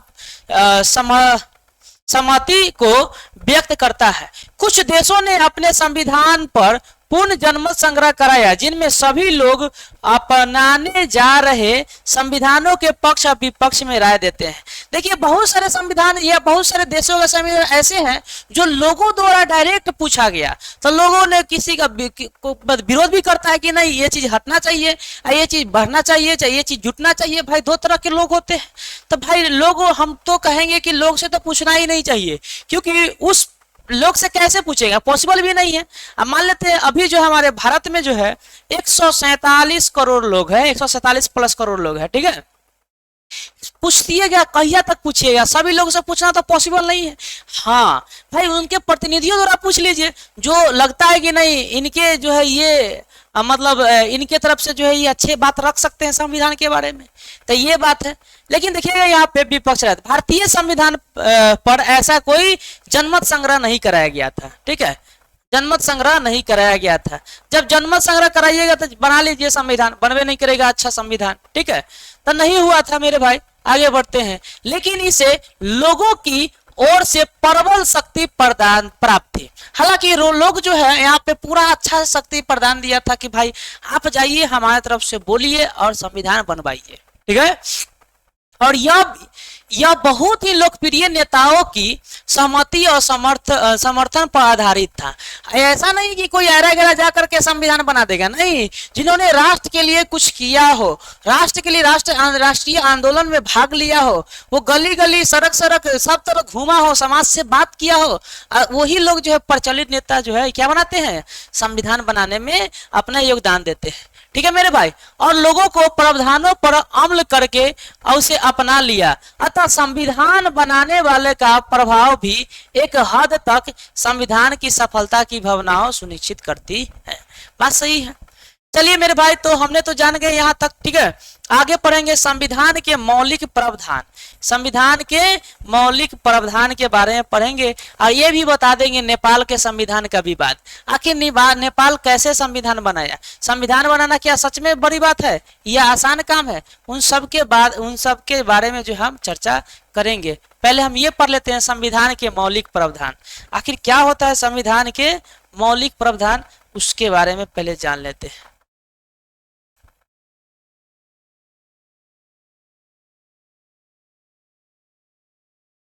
ठीक है मेरे भाई, कहता है क्या संविधान के मौलिक प्रावधान, क्या है भाई मौलिक प्रावधान संविधान के। कहता है एक सफल संविधान की यह विशेषता है कि वह प्रत्येक व्यक्ति को संविधान के प्रावधानों का आदर करने का कोई कारण अवश्य देता है। बात सही है भाई, सफल संविधान कैसे होगा, कोई ना कोई तो कारण होगा ना। हम कहते हैं कि हमारा देश का, भारत का संविधान जो है दुनिया का सबसे अच्छा संविधान, तो कुछ तो कुछ कारण होगा। हाँ भाई कारण है, हमें बोलने की आजादी दिया जा रहा है। हम जो है सरकार के खिलाफ सरकार के गलत के खिलाफ सरकार के गलत नीतियों के खिलाफ बोलने की आजादी दिया जा रहा है। हमें कहीं भी घूमने की, बैठने की, इस प्रकार की आजादी है। हम जो है जैसा कपड़ा पहन सकते हैं, है ना, हम कोई भी धर्म अपना सकते हैं। तो ये सफल है, आप मतलब रोक नहीं सकते हैं। तो कोई ना कोई कारण होता है, यहाँ पर भी दिया गया है। ठीक है, उदाहरण के लिए जिस संविधान में बहुसंख्यक को समाज के अल्पसंख्यक समूहों का उत्पीड़न करने की अनुमति दी गई हो, वहां अल्पसंख्यकों के पास कोई कारण नहीं होगा कि वे संविधान के प्रावधानों का आदर करें। बात सही है कि जिस समाज में अगर बहुसंख्यक द्वारा अल्पसंख्यकों को सताया जा रहा है और वहां पे संविधान लागू है, फिर भी अल्पसंख्यक जो है बहुसंख्यक के खिलाफ कोई बोल नहीं सकता, कुछ बोल नहीं सकता है, तब मेरे भाई वही बात है कि हम संविधान को आदर नहीं कर सकते हैं। ठीक है भाई, कैसे कर सकता है कोई संविधान अन्य लोगों की तुलना में कुछ लोगों को ज्यादा सुविधा देता है या सुनियोजित ढंग से समाज के छोटे छोटे समूहों की शक्तियों को और मजबूत करता है, उसे जनता की निष्ठा मिलनी बंद हो जाएगी। यदि कोई समूह यह महसूस करे कि उसकी पहचान को दबाया जा रहा है तो उसके पास संविधान को मानने का कोई कारण नहीं होगा। भाई कैसे मानेगा।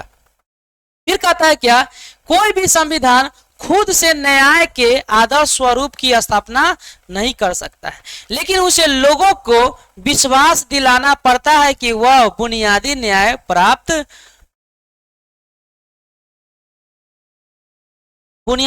प्राप्त करने के लिए ढांचा उपलब्ध कराता है। ठीक है, और बात यहां दिया गया है कि आप इस विचार को प्रयोग में लाए, स्वयं अपने से यह प्रश्न पूछिए, समाज के कुछ बुनियादी नियमों में ऐसी कौन सी चीजें होनी चाहिए जिनसे सभी लोगों को उन्हें मानने का एक कारण मिल जाए। बात सही है भाई, मतलब यहाँ पे बहुत ही अच्छा बात किया गया है कि समाज के कुछ बुनियादी नियमों में ऐसी कौन सी चीजें होनी चाहिए जिससे सभी लोगों को उन्हें मानने का एक कारण मिल सके। कोई संविधान अपने सभी नागरिकों की स्वतंत्रता और समानता की जितनी अधिक सुरक्षा करता है, उसकी सफलता की संभावना उतनी ही बढ़ जाती है। बात सही है कि भाई कोई संविधान जो है किसी नागरिक को स्वतंत्रता और समानता की रक्षा करवे नहीं करेगा तो उस संविधान को सफल कहेंगे? नहीं कहेंगे मेरे भाई, नहीं कहेंगे। ठीक है, उसको नहीं बोलेंगे। ठीक है, जब अगर स्वतंत्रता और समानता किसी भी नागरिक को यह अधिकार संविधान कर रहा है तो उसकी औकात और बढ़ जाता है, मतलब उसकी सफलता जो है, सफलता की संभावनाएं और बढ़ जाती है। मोटे तौर पर कहे तो क्या भारतीय संविधान प्रत्येक नागरिक को एक ना एक ऐसा कारण देता है जिससे वह उसकी सामान्य रूपरेखा के समर्थन करता है। बात सही है, भारतीय नागरिकों को 147 करोड़ लोगों में प्रत्येक लोगों को एक न एक कारण है जिसके कारण आज संविधान पे भरोसा करता है। ठीक है मेरे भाई, इस पुस्तक को पढ़ने के बाद आप इस प्रश्न का हाँ में उत्तर देने की स्थिति में होने चाहिए। बात सही है, जब आप इस पुस्तक पढ़ लीजिएगा ना तो आप जो है आंसर मजबूरी में हाँ में देना पड़ेगा, मजबूरी में हाँ में देना पड़ेगा। भाई क्यों? क्योंकि इसमें इतना अच्छा समझाया गया है कि संविधान पे आप कैसे भरोसा कीजिएगा। ठीक है, लेकिन हाँ अधूरा ज्ञान रहेगा तो संविधान पे उंगली उठावे कीजिएगा कि नहीं ये संविधान अच्छा नहीं है, फन्ना है, ढिमका है ना ये। ठीक है, लेकिन आपको पहले पूरा पढ़ना पड़ेगा। कहते हैं ना, किसी भी चीज पे उंगली उठाने से पहले जो है उसके बारे में जान लेना चाहिए। ठीक है मेरे भाई, उसके बारे में जान लेना चाहिए।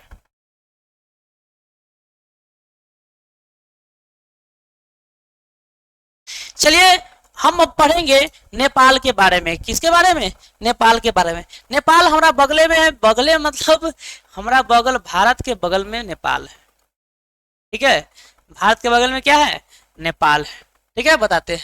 कहता है क्या, नेपाल के संविधान निर्माण विवाद। यहाँ पे बहुत विवाद हुआ। जब संविधान का निर्माण हुआ तो यहाँ पे बहुत विवाद हुआ, बहुत। कहता है क्या, संविधान बनाना कोई आसान और सुगम काम नहीं है। नेपाल संविधान बनाने की एक जटिल प्रक्रिया का उदाहरण है।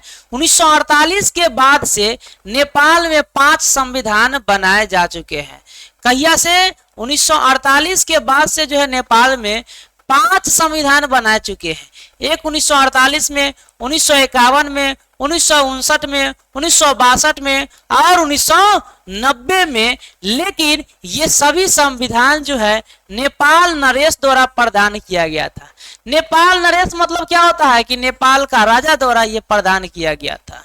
ठीक है, ये इतने बार बनने के बाद जो ये सफल संविधान नहीं बना। ठीक है, 1990 में संविधान द्वारा बहुदलीय लोकतंत्र की शुरुआत की गई, पर अनेक क्षेत्रों में नरेश के यानी राजा के पास अंतिम शक्तियां बनी रही।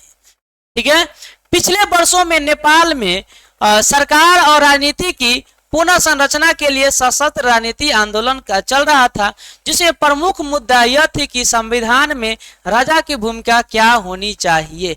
नेपाल के कुछ समूह राजतंत्र नामक संस्था को ही खत्म करने और गणतांत्रिक सरकार की स्थापना के पक्ष में थे। देखिए यहाँ पर भी 2 पक्ष में लोग था। एक था कि राजतंत्र खत्म हो, एक था कि राजतंत्र रहना चाहिए। ठीक है, कुछ लोगों का मानना था कि राजा की सीमित भूमिका के साथ संवैधानिक राजतंत्र का बना रहना उपयोगी रहेगा। स्वयं राजा भी शक्तियों को छोड़ने के लिए तैयार नहीं था। यहाँ पे राजा भी अपने शक्ति छोड़ने के लिए तैयार नहीं था। राजा ने अक्टूबर 2002 में समस्त शक्तियों को अपने हाथ में ले लिया। राजा देखो यहाँ पे क्या कर रहा है। राजा जो है 2002 में जो है जितनी भी शक्ति है, जितने पावर जो अपने हाथ में ले लेता है कि नहीं। मतलब एक भी शक्ति जो है जनता के लिए नहीं है। मतलब पूरा शक्ति जो है ले लिया जनता, मतलब राजा ले लिया। तो ये तो अन्याय है। ठीक है, बहुत सारे राजनीतिक दल और संगठन एक नई संविधान सभा की गठन की मांग कर रहे थे। नेपाली कम्युनिस्ट पार्टी बोले तो माओवादी जनता द्वारा चुनी गई संविधान सभा के संघर्ष में सबसे आगे थी। अंततः जन प्रदर्शन के दबाव के सामने झुकते हुए राजा को एक ऐसी सरकार बनवानी पड़ी जो आंदोलनकारियों दलों को स्वीकार थी। इस सरकार ने राजा की लगभग सभी शक्तियां छीन ली। 2008 में नेपाल ने राजतंत्र को खत्म कर दिया और लोकतंत्र की स्थापना करा। देखा तो भाई कितना भी शक्तिशाली रहो लेकिन जनता से कोई ज्यादा शक्तिशाली नहीं रहेगा। ठीक है, तो 2008 में क्या किया मेरे भाई? 2008 में नेपाल के राजा जो था वो राजतंत्र को क्या कर देता है? खत्म कर देता है और लोकतंत्र गणराज्य बना देता है, यानी बन जाता है। अंततः नेपाल ने 2015 में नए संविधान को अपनाता है। बताइए 1948 से ये प्रयास करता है, 5 बार प्रयास करने के बाद जो है असफल हो जाता है। राजा का लालच जो है कभी बढ़ता है तो कभी घटता है। हालांकि घटता तो नहीं है, हमेशा बढ़ते रहता है। चाहता है कि नहीं हमारा शक्ति होना चाहिए। हद तो तब हो गया 2002 में कि तमाम शक्ति जो है अपने हाथ में राजा ले लिया था। लेकिन बहुत सारे जन आंदोलन किया गया और राजा को जो है अपनी मतलब कि राजा को जनता के सामने झुकना पड़ा और राजतंत्र को समाप्त कर दिया और लोकतंत्र गणराज्य की स्थापना करता है। 2008 की बात है। लेकिन 2015 में जो है ये जो है अपना नया संविधान बना लेता है। देखिए हाल ही में बना 2015 में। बताइए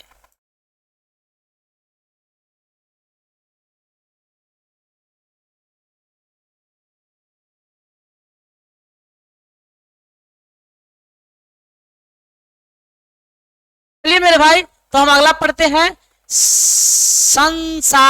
कथलिकल है संस्थाओं की संतुलित रूपरेखा। संस्थाओं की संतुलित रूपरेखा क्या है? अगर कोई संस्थाएं है तो वो क्या सच में वो उसका बैलेंस वाला रूपरेखा है कि नहीं, उसके बारे में। ये नहीं कि हाँ कोई संस्था है तो उसका मतलब कोई लिमिटेड नहीं हो, अनलिमिटेड हो, उसका कोई सीमा नहीं होता, ऐसा कोई बात नहीं है, तो उसके बारे में पढ़ें। कहता है क्या, संविधान को जनता नहीं प्राय एक छोटा समूह ही नष्ट कर देता है। बात सही है, संविधान को जनता नहीं लेकिन एक छोटा समूह ही नष्ट कर दे सकता है। भाई कैसे करेगा वो भी बताएंगे, क्योंकि वो अपनी शक्तियां बढ़ाना चाहता है। ढंग से बनाए संविधान में शक्तियों को इस प्रकार बांट दिया जाता है जिसमें कोई एक समूह संविधान को नष्ट न कर सकता है। हाँ भाई कैसे कर देगा, अगर किसी एक ही चीज को शक्ति बढ़ा देंगे तो तुरंत ही खत्म कर देगा। लेकिन हमारे यहाँ पे कलर नहीं हुई है, हमारे यहाँ पे शक्ति को बंटवारा कर दिया गया है। ठीक है, मेन 3 गो पिलर में बांट दिया गया है, विधायिका, कार्यपालिका और न्यायपालिका। इस सब में जो है बांट दिया गया है। अगर कार्यपालिका गलती करता है तो विधायिका आवाज उठाएगा। मतलब इस प्रकार से जो है यहाँ पे बांट दिया गया कि नहीं, संविधान खत्म नहीं होगा। वो भी भारत की बात है। लेकिन किसी एक को ही क्या कर देंगे, बहुत ज्यादा ताकत दे देंगे तो वो तो भाई मनमाना करवे करेगा, खत्म कर ही देगा। ठीक है, आगे कहता है क्या है, ध्यान दीजिएगा। संविधान की रूपरेखा बनाने की एक कारगर विधि यह सुनिश्चित करना है कि किसी एक संस्था का सारी शक्तियों पर एकाधिकार न हो। बात सही है, ऐसा करने के लिए शक्तियों का कोई संस्थाओं में बांट दिया जाता है। ठीक है, उदाहरण के लिए भारतीय संविधान शक्ति को एक समान धरातल पर विधायिका, कार्यपालिका और न्यायपालिका, ठीक है, न्यायपालिका जैसी संस्थाओं और राजतंत्र संवैधानिक निकायों जैसे निर्वाचन आयोग आदि में बांट दिया जाता है। जितने भी मतलब ये शक्ति समय बांट दिया गया अलग अलग। अगर मान लेते हैं कि इसी को दे दिया सारा शक्ति तो ये तो मनमानी करेगा, मनमानी करेगा इस प्रकार से तो संविधान नष्ट भी कर देगा। हाँ या ना, हमारे यहाँ पे बहुत बड़े बड़े कारनामे भी हुए लेकिन संविधान उसको एक बिता नाप भी दिया। इमरजेंसी जैसे समस्याएं है फिर भी संविधान आपातकालीन लगा, मतलब ये सब हुआ फिर भी संविधान नाप दिया। ये पावर है संविधान में। ठीक है, आगे पढ़ते हैं। सब बांटा हुआ है, किसी एक के पास उतना भी शक्ति नहीं दिया गया कि वो घमंड करने लगेगा। इससे यह सुनिश्चित हो जाता है कि यदि कोई एक संस्था संविधान को नष्ट करना चाहे तो अन्य दूसरी संस्थाएं उसके अतिक्रमण को नियंत्रित कर लेगी। हाँ बात सही है, अगर एक संस्था अगर खत्म करना चाह रहा है तो उसके विरोध में दूसरा संस्था उंगली उठाएगा। ठीक है, अवरोध और संतुलन के कुशल प्रयोग ने भारतीय संविधान की सफलता सुनिश्चित की है। बात सही है, यहाँ पे अवरोध करता है, विरोध भी करता है और संतुलन, जिसके कारण हमारा संविधान जो है क्या है, एक सफल संविधान। फिर कहता है संस्थाओं की रूपरेखा बनाने में इस बात का भी ध्यान रखा जाता है कि उनमें बाध्यकारी, ठीक है, उनमें कौन है मेरे भाई, तो बाध्यकारी मूल नियम और प्रतिक्रियाएं के साथ अपनी कार्य प्रणाली में लचीलापन का संतुलन होना चाहिए। बात सही है कि इससे वह बदलती आवश्यकताओं और परिस्थितियों के अनुकूल अपने को ढाल सके। बात सही है, मतलब संविधान को इतना भी मजबूत नहीं बना दो कि आने वाले समय में जो नागरिकों से समस्याएं रहेगा तो उसके समुदाय ढल ना सके तो वो बेकार ही होगा। देखिए हमारा संविधान बहुत पहले बना, 1950 में लागू हुआ। ठीक है, तो लागू होने के बाद जो उस समय कैसा लोग रहा होगा, अभी कैसा लोग है, तो क्या इसीलिए तो उसमें प्रावधान किया गया संशोधन का। अब मान लीजिए कि ये कठोर बना दिया जाता और संशोधन का प्रावधान रहवे नहीं करता तो नष्ट हो जाता, अब ये नष्ट हो जाता। इसीलिए इसमें संविधान में संशोधन मतलब लचीलापन दिया गया है कि आप जो है यहाँ पे समय अनुसार जो अपने अनुकूल के अनुसार जो इसमें संशोधन बदलाव कर सकते हैं, तो ये है उसका अनुसार ढाल सकते हैं। ज्यादा कठोर संविधान परिवर्तन के दबाव में नष्ट हो जाता है। बात सही है, ज्यादा कठोर है तो नष्ट ऑटोमेटिक हो जाएगा। दूसरी ओर यदि संविधान अत्यधिक लचीला है तो वह समाज को सुरक्षा और पहचान न दे। हाँ, हमारा संविधान न तो ज्यादा कठोर और न ही ज्यादा लचीला है। अगर ज्यादा लचीला भी रहेगा तो वो बहुत सारे लोगों का जो है समस्या का समाधान नहीं कर पाएगा। मान लेते किसी के साथ शोषण होता है तो संविधान इतना लचीला रहेगा कि उसके विरुद्ध भी आवाज नहीं उठाएगा। तो हमारे यहाँ संविधान जो है ना तो लचीलापन है और नहीं रिजिड है, नहीं बहुत मजबूत है। ठीक है मेरे भाई। कहता है मेरे भाई सफल संविधान प्रमुख मूल्यों की रक्षा करने और नई परिस्थितियों के अनुसार स्वयं को ढालने में एक संतुलन रखते हैं। आप भारतीय संविधान निर्माताओं की इस साझेदारी को 90 अध्याय, हम ये सब चीज के बारे में जो हम 9वां अध्याय पढ़ेंगे, संविधान एक जीवंत दस्तावेज है। भाई ऐसे संविधान एक जीवंत दस्तावेज 9वां चैप्टर में पढ़ेंगे। में महसूस करेंगे जिसमें भारतीय संविधान को एक जीवंत दस्तावेज की संज्ञा दी गई है।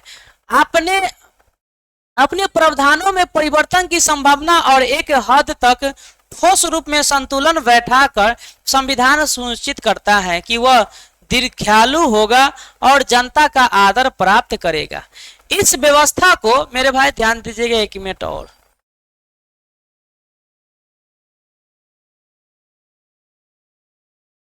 पता है क्या, इस व्यवस्था से यह भी सुनिश्चित हो जाता है कि कोई भी वर्ग या समूह अपने बलबूते को संविधान नष्ट नहीं कर सकता है। बात सही है। यहाँ पे हमारे भारत के संविधान में न तो ज्यादा कठोर बनाया गया है और न ही ज्यादा क्या किया गया है, आसान बनाया गया है। ठीक है मेरे भाई। ना तो हमारे यहाँ भारत के संविधान को क्या बनाया गया मेरे भाई, ना तो ज्यादा कठोर बनाया गया है और ना ही ज्यादा आसान बनाया गया है। ठीक है, मतलब लचीलापन। अगर लचीलापन रहता तो कोई भी आदमी आकर के इसको क्या कर देता, खत्म कर देता। समझे कि नहीं, खत्म कर देता। हालांकि ये बलर हो रही है तो इस समस्या को समाधान ऐसा ही हो सकता है, इस चेयर को आगे कर देते हैं। ठीक है मेरे भाई।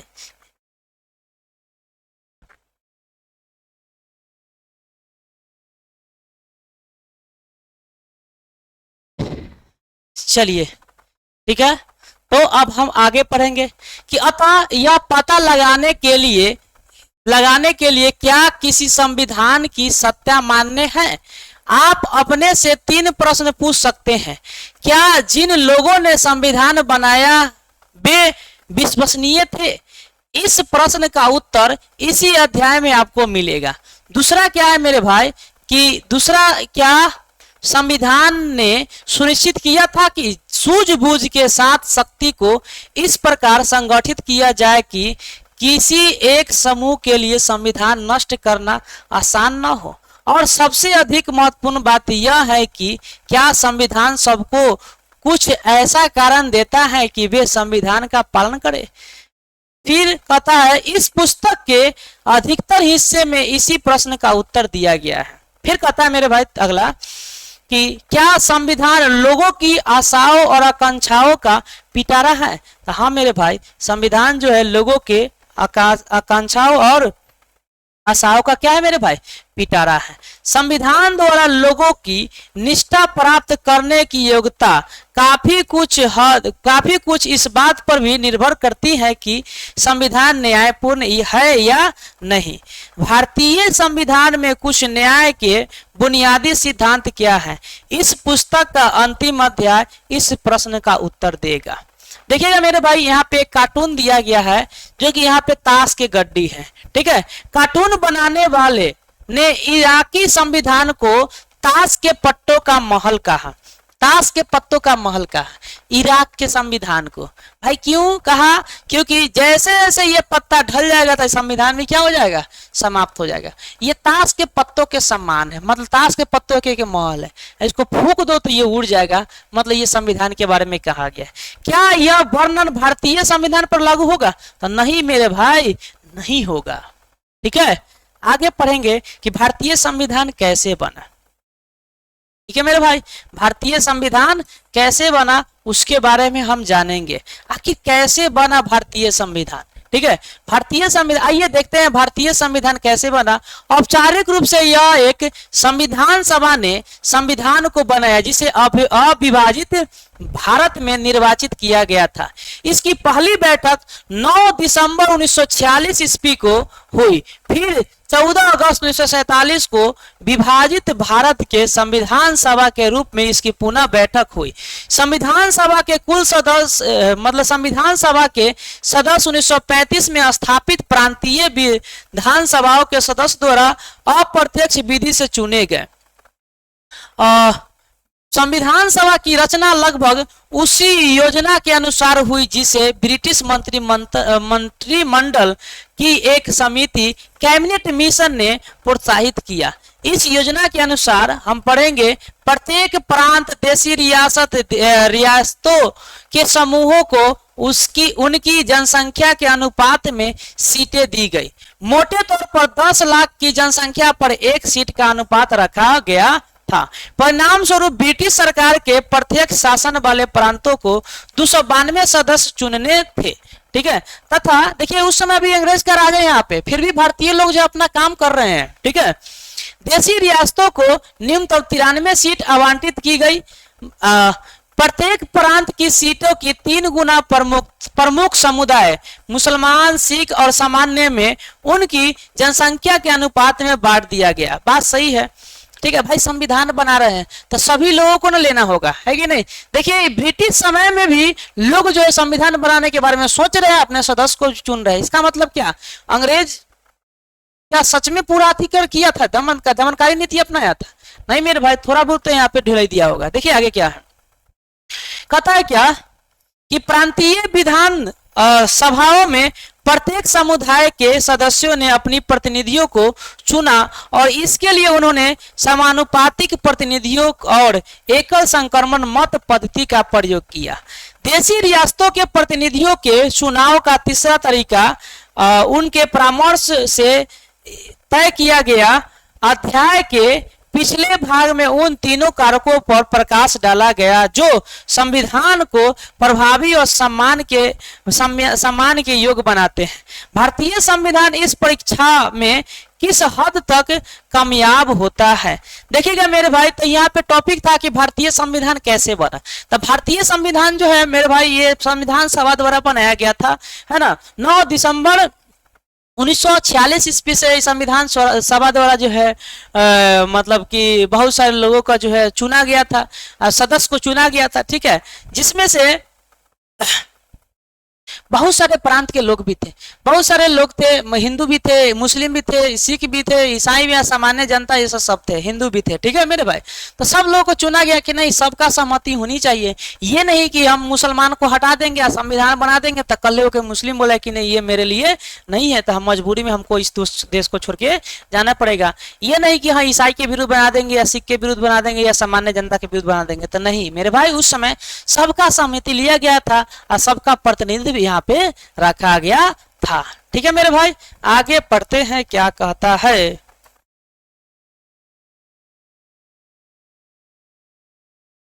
देखिएगा एक बहुत ही अच्छा बात है जो डॉक्टर भीमराव अंबेडकर जी ने कहा था। कब कहा था? संविधान सभा के बाद विवाद के समय में कहा था। खंड 11 के पृष्ठ संख्या 979 25/9/1949 ईस्वी को। ठीक है भाई, क्या कहा था उसके बारे में देख लीजिए। कहते क्या कि अपने राजनीतिक लोकतंत्र को हमें सामाजिक लोकतंत्र का रूप देना चाहिए। बात सही है। राजनीतिक लोकतंत्र तब तक अस्थायी नहीं हो सकता जब तक उसका आधार सामाजिक लोकतंत्र न हो। सामाजिक लोकतंत्र का क्या अर्थ है? इसका अर्थ जीवन के उसी मार्ग से है जो स्वतंत्र, समता और बंधुत्व को जीवन के सिद्धांत के रूप में स्वीकार करता है। स्वतंत्रता, समानता और बंधुत्व के सिद्धांतों को इन तीनों के एक संयुक्त रूप में पृथक पृथक रूप में नहीं समझना चाहिए। बात सही है। ये तीनों मिलकर एक ऐसा संयुक्त रूप बनाते हैं कि इनमें से एक को दूसरे से अलग करना लोकतंत्र के मूल प्रयोजन की विफलता को ही विफल कर देता है, कर देना है। स्वतंत्रता को समानता से अलग नहीं किया जा सकता, समता को स्वतंत्रता से अलग नहीं किया जा सकता और न ही स्वतंत्रता और समानता को बंधुत्व से अलग किया जा सकता है। समता विहीन स्वतंत्रता कुछ व्यक्तियों की अनेक व्यक्तियों पर प्रभुत्व को जन्म देगी। स्वतंत्रता विहीन समता व्यक्तिगत पहल को नष्ट कर देती है। बंधुता के बिना स्वतंत्रता और समता अपना स्वाभाविक मार्ग ग्रहण नहीं कर सकते हैं। देखिए ये बहुत ही अच्छे बात बोले थे डॉक्टर बी.आर. अम्बेडकर जी ने। क्या कहा था कि यहाँ पे मूल तीन गो चीज, स्वतंत्रता, समता और बंधुत्व। ना तो आप स्वतंत्रता को समता से अलग कर सकते हैं, नहीं समता को स्वतंत्रता से अलग कर सकते हैं, और नहीं समता और स्वतंत्रता को बंधुत्व से अलग कर सकते हैं, नहीं बंधुत्व को समता से और स्वतंत्रता से अलग कर सकते हैं। इस प्रकार की यहाँ जो है बातें कही गई है। अगर अलग अलग कर देते हैं तो ये संविधान क्या हो जाएगा, विफल हो जाएगा। ठीक है मेरे भाई, तो ये बहुत ही अच्छे बात बोले थे। ठीक है,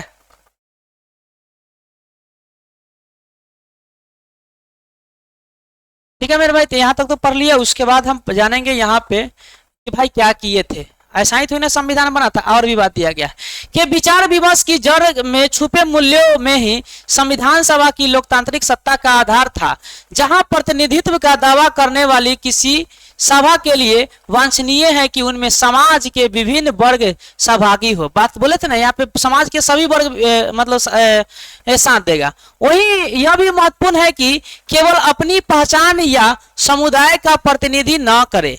मतलब ये होता है ना कि भाई हमारा पहचान है तो हमारे समुदाय के लोग रहेगा, तो ऐसा बात नहीं है मेरे भाई। ठीक है, संविधान सभा के सदस्यों ने पूरे देश के हित को ध्यान में रखकर विचार विमर्श किया। सदस्यों में प्रायः मतभेद हो जाते थे, लेकिन सदस्यों द्वारा अपने हितों को आधार बनाकर शायद नहीं कोई मतभेद हुआ। हालांकि ऐसे मतभेद होता था, लेकिन अपने हितों को आधार बनाकर शायद ही कोई मतभेद हुआ हो, लेकिन समझो तो मतभेद नहीं हुआ। ये मतभेद वास्तव में वैध सैद्धांतिक आधार पर थे। हालांकि संविधान सभा में अनेक मतभेद थे। तो भाई मतभेद नहीं रहेगा, संविधान सभा में मतभेद था, है ना। संविधान सभा में क्या था, मतभेद था। भाई कैसा मतभेद था उसके बारे में बताते हैं। भारत में शासन प्रणाली केंद्रीकृत होनी चाहिए या विकेंद्रीकृत, राज्यों के बीच कैसे संबंध होनी चाहिए, न्यायपालिका की क्या शक्तियां होनी चाहिए, क्या संविधान को संपत्ति के अधिकारों की रक्षा करनी चाहिए, लगभग उन सभी विषयों पर गहराई से चर्चा हुई। देखिए संविधान ऐसा ही नहीं बना था, बहुत सारे लाखों सवालों का जो है वहां पे समस्या, मतलब लाखों सवाल लोग जो उठा रहे थे उस समस्या का समाधान भी किया गया था। ठीक है, आगे कहता है क्या, ऐसा है कि लगभग बिना किसी वाद विवाद के पास, एक मिनट, आधुनिक राज्य की बुनियादी है। संविधान का केवल एक ही प्रावधान ऐसा है कि लगभग बिना किसी वाद विवाद के पास हो गया हो। नहीं मेरे भाई, कहता है क्या, यह प्रावधान सार्वभौमिक मताधिकार था, जिसका अर्थ है कि धर्म, जाति, शिक्षा, लिंग और आय के आधार पर भेदभाव के बिना किसी नागरिक को एक निश्चित आयु प्राप्त करने पर वोट देने का अधिकार होगा। बात सही है। आज हमारे यहाँ वोट देने का अधिकार है, तो क्या धर्म देख के वोट दिया जाता है क्या जाति देख के, क्या शिक्षा देख के, क्या लिंग देख करके, क्या कितनी कमाई हो रहा है वो देख के? नहीं मेरे भाई, ये सब देख करके नहीं। चाहे वो अमीर आदमी है, गरीब आदमी हो, चाहे पढ़ा लिखा हो या नहीं हो, सबको वोट देने का अधिकार है, सबका समान अधिकार है। आगे है, सदस्यों ने इस पर वाद विवाद आवश्यक नहीं माना कि किसे वोट देने का अधिकार होना चाहिए। हालांकि उस समय ये सब नहीं किया, लेकिन इसके अतिरिक्त प्रत्येक विषय पर गंभीर विचार विमर्श किया गया और वाद विवाद हुआ। इस सभा की लोकतांत्रिक मूल्यों के प्रति निष्ठा और इसके बढ़िया व्यवहारिक रूप कुछ और नहीं हो सकता। बात सही है। संविधान सभा को असली ताकत इस बात से मिल रही थी कि वह सार्वजनिक हित का काम कर रही है। इसके सदस्यों ने चर्चा और तर्कपूर्ण बहसों पर काफी जोर दिया गया। जब संविधान बन रहा था ना, तो बहुत सारे सदस्य थे, वो जो है जोर शोर से बहुत सारे सवालात किया था। ठीक है भाई, तर्क वितर्क नहीं करेगा तो ऐसा ही संविधान बनेगा। हो सकता है बाद में फॉल्स हो जाए, है ना। इस प्रकार से जो है तर्क वितर्क दिया गया। उन्होंने सिर्फ अपने हितों की बात नहीं की, बल्कि अपनी सोच और फैसले के पक्ष में अन्य सदस्यों को सैद्धांतिक कारण दिए। अपनी सोच के पक्ष में दूसरे से तर्कपूर्ण संवाद, स्वार्थ या संकीर्णता से ऊपर उठकर अपनी स्वार्थ संकीर्णता से, नफरती से ऊपर उठ के जो है यहाँ पे वाद विवाद करता है। ठीक है, संविधान सभा में हुई चर्चा कई मोटे मोटे खंडों में प्रकाशित हुई और हर अनुच्छेद को लेकर जैसी विस्तृत और बारीकी से बातचीत हुई वह सार्वजनिक विवेक की भावना को सबसे प्रामाणिक ढंग से सामने लाती है। मतलब यह जितने भी वाद विवाद होता था जो संविधान सभा में, उन सब का जो है पर्दाफाश किया जाता, मतलब ट्रांसपेरेंसी रखा जाता था कि जितने भी जनता है वो सब सुन सके और देख सके कि क्या भाई क्या हो रहा है इस पे चर्चा पे चर्चा। फिर कहता है यह भाषा सभी फ्रांसीसी और अमेरिका क्रांति की तरह जो है संविधान निर्माण की तरह इतिहास के सबसे महत्वपूर्ण और यादगार अध्यायों में से था। ठीक है मेरे भाई, इस प्रकार से संविधान का निर्माण किया जाता है। सबको तो लगता है कि नहीं यार संविधान तो कोई ऐसा ही बना दिया, नहीं मेरे भाई, प्रत्येक अनुच्छेद पे 395 अनुच्छेद है ना, प्रत्येक अनुच्छेद पे जो है लंबी बहस चली थी, लंबी बहस चली थी। ठीक है, कोई हल्के में बोल देता है कि संविधान ऐसे है वैसे है, क्या ही कहे, अरे उसको पढ़ना चाहिए। आगे कहता है कार्य विधि, आखिर क्या है कार्य विधि उसके बारे में हम जानेंगे। ठीक है मेरे भाई, क्या है कार्य विधि उसके बारे में जानेंगे। देखिए कहता है संविधान सभा की सामान्य कार्य विधि में भी सार्वजनिक विवेक का महत्व स्पष्ट दिखाई देता था। विभिन्न मुद्दों के लिए संविधान सभा की 8 मुख्य कमेटियां थी। देखिए बहुत सारे मुद्दों के लिए जो है कमेटी बनाया गया था। आमतौर पर जवाहरलाल नेहरू, राजेंद्र प्रसाद, सरदार पटेल या B.R. अम्बेडकर जी इन कमेटियों की अध्यक्षता करते थे। ठीक है, ये ऐसे लोग थे जिनके विचार हर बात पर एक दूसरे के समान नहीं थे। ये देखिए मतलब ये इन लोग थे कमेटी संभाल रहे थे, ये नहीं कि सबका विचार एक ही होगा। देखिए सबका विचार अलग अलग है। ठीक है, अम्बेडकर देखिएगा, ध्यान दीजिए, अम्बेडकर तो कांग्रेस और गांधी के कड़े आलोचक थे, गांधी और कांग्रेस के ये कड़े आलोचक थे, फिर भी संविधान सभा के सदस्य थे और उन पर अनुसूचित जातियों के उत्थान के लिए पर्याप्त काम न करने का आरोप लगाते थे। किस पे? कांग्रेस और गांधी जी पे। आगे है पटेल और नेहरू बहुत से मुद्दे पर एक दूसरे से असहमत थे। वही पटेल और नेहरू जी प्रत्येक बहुत सारे मुद्दे पर जो एक दूसरे से क्या थे? असहमत में, फिर भी सबने एक साथ मिलकर काम किया। ऐसा ही संविधान बना है कि किसी विशेष आदमी का ध्यान था। बहुत सारे लोग कह देता है कि अरे इसमें तो ज्यादा कांग्रेसी का हाथ है, तो पन्ना का हाथ है, चिन्ना है। नहीं मेरे भाई, देखिए एक दूसरे के कितने विरोधी थे विचारों का, फिर भी सब लोग एक साथ मिल करके संविधान बना रहा है। आज वाला वैसा नहीं है। ठीक है, आगे प्रत्येक कमेटी ने आमतौर पर संविधान के कुछ प्रावधानों का प्रारूप तैयार किया, जिन पर बाद में पूरी संविधान सभा ने चर्चा की। आमतौर पर यह प्रयास किया गया कि फैसले आम राय से हो और कोई भी प्रावधान किसी खास हित समूह के पक्ष में न हो। बात सही है।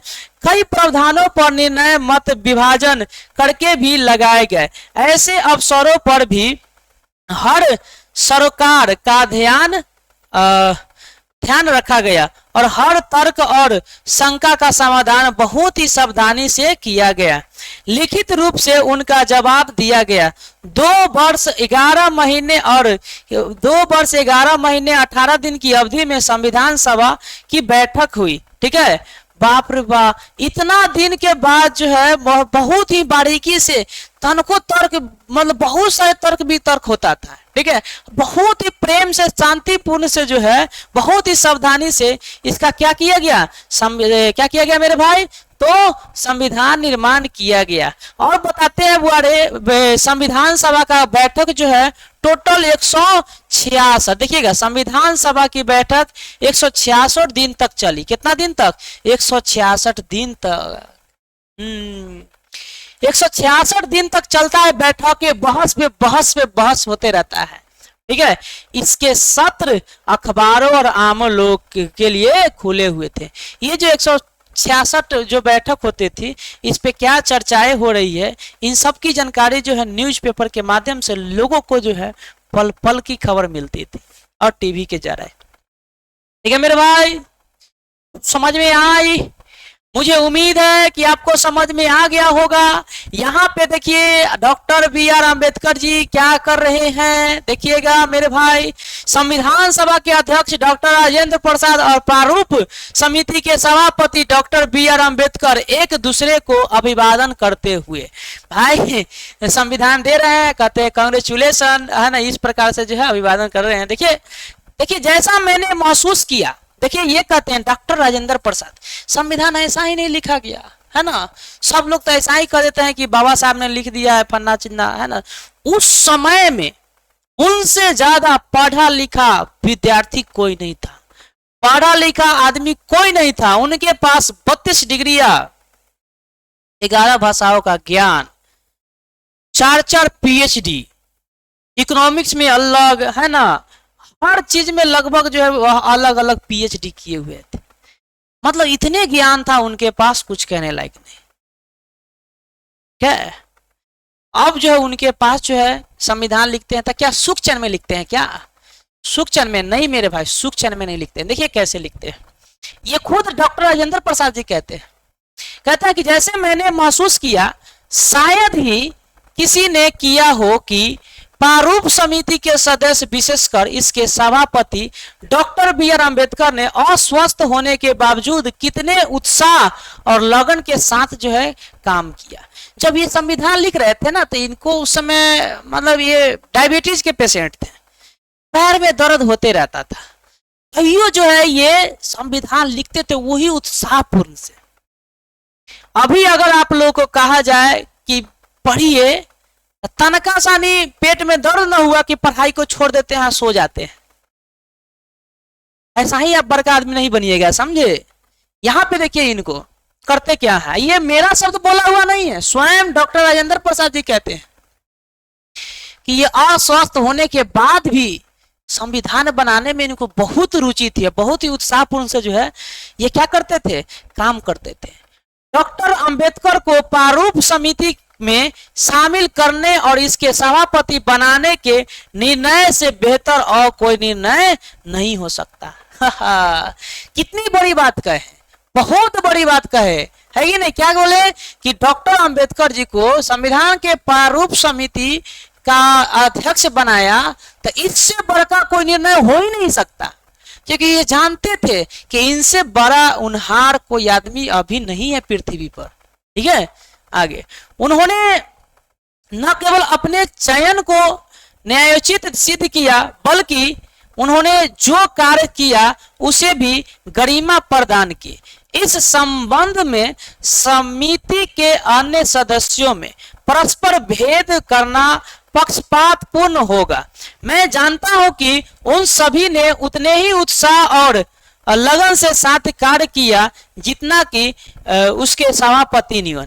मतलब इसमें डॉक्टर राजेंद्र प्रसाद जी ने कहते हैं कि देखिए ठीक है, अगर हम दूसरे आदमी को भी नाम न लेंगे तो वो उदास हो जाएंगे या नाराज हो जाएंगे, तो ऐसा बात नहीं है। संविधान बनाने में जितना डॉक्टर अंबेडकर जी का हाथ है ना, मतलब कि योगदान है, उतना ही जितने भी सदस्य हैं उन सब का भी उतना ही योगदान है। ठीक है, तो वे सभी देश के कृतज्ञता के पात्र हैं। ये स्वयं कौन कहते हैं? डॉक्टर राजेंद्र प्रसाद जी। ठीक है, फाइनली हमने यहाँ तक पढ़ लिया कि संविधान कैसे बना। अब यहाँ पे पढ़ेंगे राष्ट्रीय आंदोलन की विरासत। ठीक है, राष्ट्रीय आंदोलन की विरासत। ठीक है, देखिए अभी भागिए नहीं क्लास छोड़कर, क्योंकि इतना तक पढ़ लिए, तनका सा नहीं और है। यही जो है इच्छा अंदर का जो है मार करके आप लोग पढ़िएगा कि नहीं हमें खेलना नहीं है, हमें मन नहीं भटकाना है, और तब जो है मन थन बन से जो है आप लोग माइंड को बांध लीजिए कि नहीं पढ़ना है, क्योंकि पढ़ेंगे तब ये सरकारी नौकरी होगा। तो आप लोग आराम से पढ़िएगा। ठीक है, अरे जब पढ़ाने वाला थक नहीं रहा है तब पढ़ने वाला भाई कैसे थकेगा। इतना देखिए उस समय से हम खड़े खड़े पढ़ा रहे हैं, समझे कि नहीं। आप तो सोफा पे चाय बिस्किट लेकर के आराम से पढ़ रहे होंगे। ठीक है मेरे भाई, देखिएगा राष्ट्रीय आंदोलन की विरासत क्या होता है। राष्ट्रीय आंदोलन की विरासत, लेकिन कोई भी संविधान केवल अपनी संविधान सभा के बूते नहीं बनाता है। बात सही है। भारत की संविधान सभा इतनी विविधतापूर्ण थी कि वह सामान्य ढंग से काम ही नहीं कर सकती थी यदि उसके पीछे उन सिद्धांतों पर आम सहमति न होती। उन्हें संविधान में रखा जाना था। इन सिद्धांतों पर स्वतंत्रता आंदोलन के दौरान सहमति बनी। एक तरह से संविधान सभा केवल उन सिद्धांतों को मूर्त रूप और आकार दे रही थी जो उन्हें राष्ट्रीय आंदोलन के विरासत से में प्राप्त किए थे। संविधान लागू होने के कई दशक पूर्व से ही राष्ट्रीय आंदोलन में उन प्रश्नों का पर चर्चा हुई थी जो संविधान बनाने के लिए प्रासंगिक थे, जैसे भारत के सरकार का स्वरूप और संरचना कैसी होनी चाहिए, हमें किन मूल्यों का समर्थन करनी चाहिए, किन असमानताओं को दूर करनी चाहिए आदि। इन बहसों से प्राप्त निष्कर्ष से ही संविधान के अंतिम रूप प्रदान किया गया। देखिए यहाँ पे तो दे ही दिया बहुत सारे बात। राष्ट्रीय आंदोलन की विरासत ऐसा ही तो नहीं, देखिए जब राष्ट्रीय आंदोलन हुआ था ना तो इसका भी विरासत संविधान में लिखा गया है। संविधान निर्माण होने से पहले राष्ट्रीय आंदोलन कई दिनों से चल रहे थे, कई वर्षों से चल रहे थे। उन सबका जो है अनुभव जो है तर्क वितर्क जो है संविधान सभा में किया गया। अब सबसे बड़ी बात बताते हैं, doctor B are Ambedkar ji का जो है बहुत बड़ा योगदान है यहाँ पे। तो उन्होंने बचपन से जो सीखा वो टोटल जो योगदान जितने भी सीखा बचपन से, ये नहीं कि 2 साल 11 महीना 18 दिन में ही संविधान लिखा, नहीं मेरे भाई, उतना दिन तो ये कागजात कह रहा है। लेकिन जब से वो बचपन में वो उत्पीड़न देखे, बहुत सारे असमानताएं देखे, बहुत सारे गैर बराबरी देखे, उन सब अनुभव को जो है संविधान में रख दिए, है कि नहीं। तो ये है। अब मान लीजिए कि कोई आदमी है जिसको इस सब चीज से कोई मतलब नहीं है, उस आदमी को जाकर कहेंगे तू संविधान लिखो और बहुत पढ़ा लिखल है, लिख पाएगा नहीं, उसको कोई अनुभव ही नहीं है। ठीक है, आगे राष्ट्रीय आंदोलन ने जिन सिद्धांतों का संविधान सभा में लाया गया उसका सर्वोत्तम सारांश हमें नेहरू द्वारा 1946 में प्रस्तुत उद्देश्य प्रस्ताव से में मिलता है। इस प्रस्ताव में संविधान सभा के उद्देश्य को परिभाषित किया गया था। इस प्रस्ताव में संविधान की सभी आकांक्षाओं और मूल्यों को समाहित किया गया था। पिछले भाग में जिसे संविधान के मौलिक प्रावधान कहा गया था वह वास्तव में उद्देश्य प्रस्ताव के समाहित मूल्यों से प्रेरित और उनका सारांश है। देखिएगा मेरे भाई, सारांश है। इसी प्रस्ताव के आधार पर हमारे संविधान में समानता, स्वतंत्रता, लोकतंत्र, संप्रभुता और सार्वजनीन पहचान जैसी बुनियादी प्रतिबद्धताओं को संस्थाओं स्वरूप दिया गया है। अतः हमारा संविधान केवल नियमों और, ध्यान दीजिएगा एक मिनट भाई, ध्यान दीजिएगा, नियमों और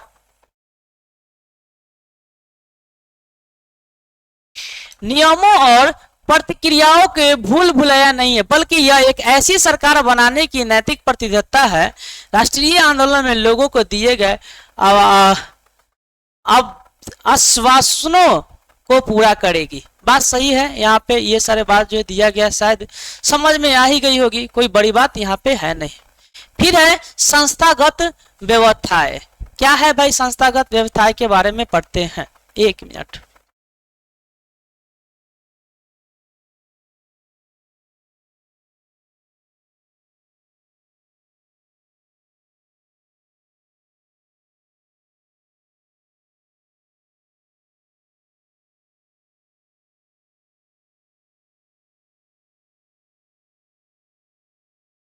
देखिए मेरे भाई, संस्थागत व्यवस्थाएं के बारे में कहता है क्या, संविधान को प्रभावी बनाने का तीसरा कारक यह है कि सरकार की सभी संस्थाओं को संतुलित ढंग से व्यवस्थित किया जाए। मूल सिद्धांत यह रखा गया कि सरकार लोकतांत्रिक रहे, जन कल्याण के लिए प्रतिबद्ध रहे। संविधान सभा ने शासनों के विभिन्न अंगों, विधायिका, कार्यपालिका और न्यायपालिका के बीच समुचित संतुलन स्थापित करने के लिए बहुत विचार विमर्श मंथन किया। संविधान सभा ने संसदीय शासन व्यवस्था और संघात्मक, एक मिनट मेरे भाई,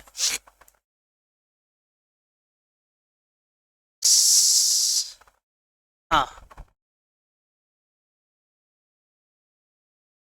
संघात्मक व्यवस्था को स्वीकार किया जो एक ओर विधायिका और कार्यपालिका के बीच तथा दूसरी ओर केंद्रीय सरकार और राज्य के बीच शक्तियों का वितरण करती है। शासकीय संस्थाओं की सार्वजनिक संतुलन व्यवस्था स्थापित करने के लिए हमारे संविधान निर्माताओं ने दूसरे देशों के प्रयोगों और अनुभवों से कुछ सीखने में कोई संकोच नहीं किया।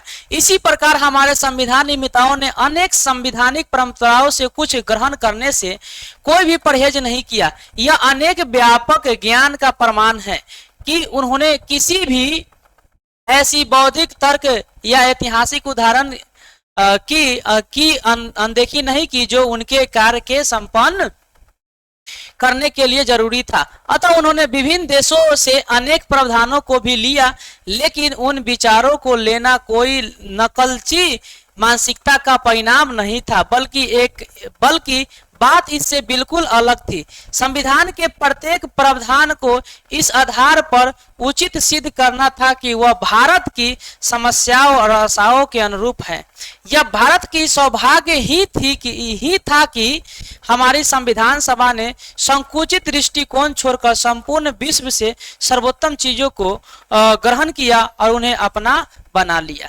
देखिए, बहुत सारे लोगों को यह भी सवाल रहता है कि भारत का संविधान जो है एक नकलची है ना। तो मेरे भाई उन सबको समझा देते हैं, ऐसा कोई बात नहीं है। यहाँ पे साफ साफ कहता है कि भाई आप ऐसा नहीं बोल सकते हैं।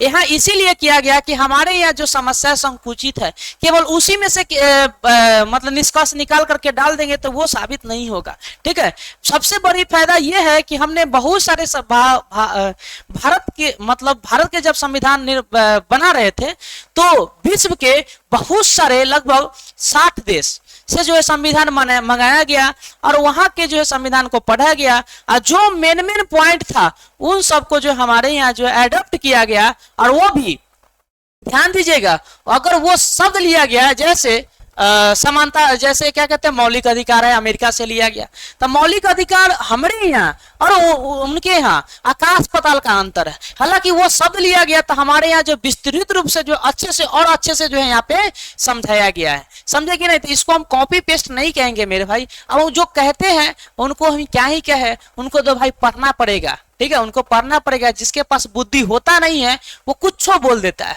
तो उससे जो है आप लोग को तर्क वितर्क करना नहीं है, वो बैले है। ठीक है, तो इन प्रकार से यहाँ पे किया गया, पहले ही किया गया कि जितने भी शक्तियां जो है सबको बांट दिया गया, विधायिका में, न्यायपालिका में, है ना, इस सब में जो है बांट दिया गया। और कार्यपालिका में, तीनों में जो है शक्ति को क्या कर दिया गया भाई, बांट दिया गया। अब बांटने के बाद जो है ये नहीं कहेगा कि हाँ विधायिका के पास ज्यादा है तो कार्यपालिका के पास ज्यादा है। सबके पास अपनी अपनी ताकत है, सबके पास अलग अलग शक्तियां है। इससे होगा क्या कि संविधान खतरे में नहीं रहेगा।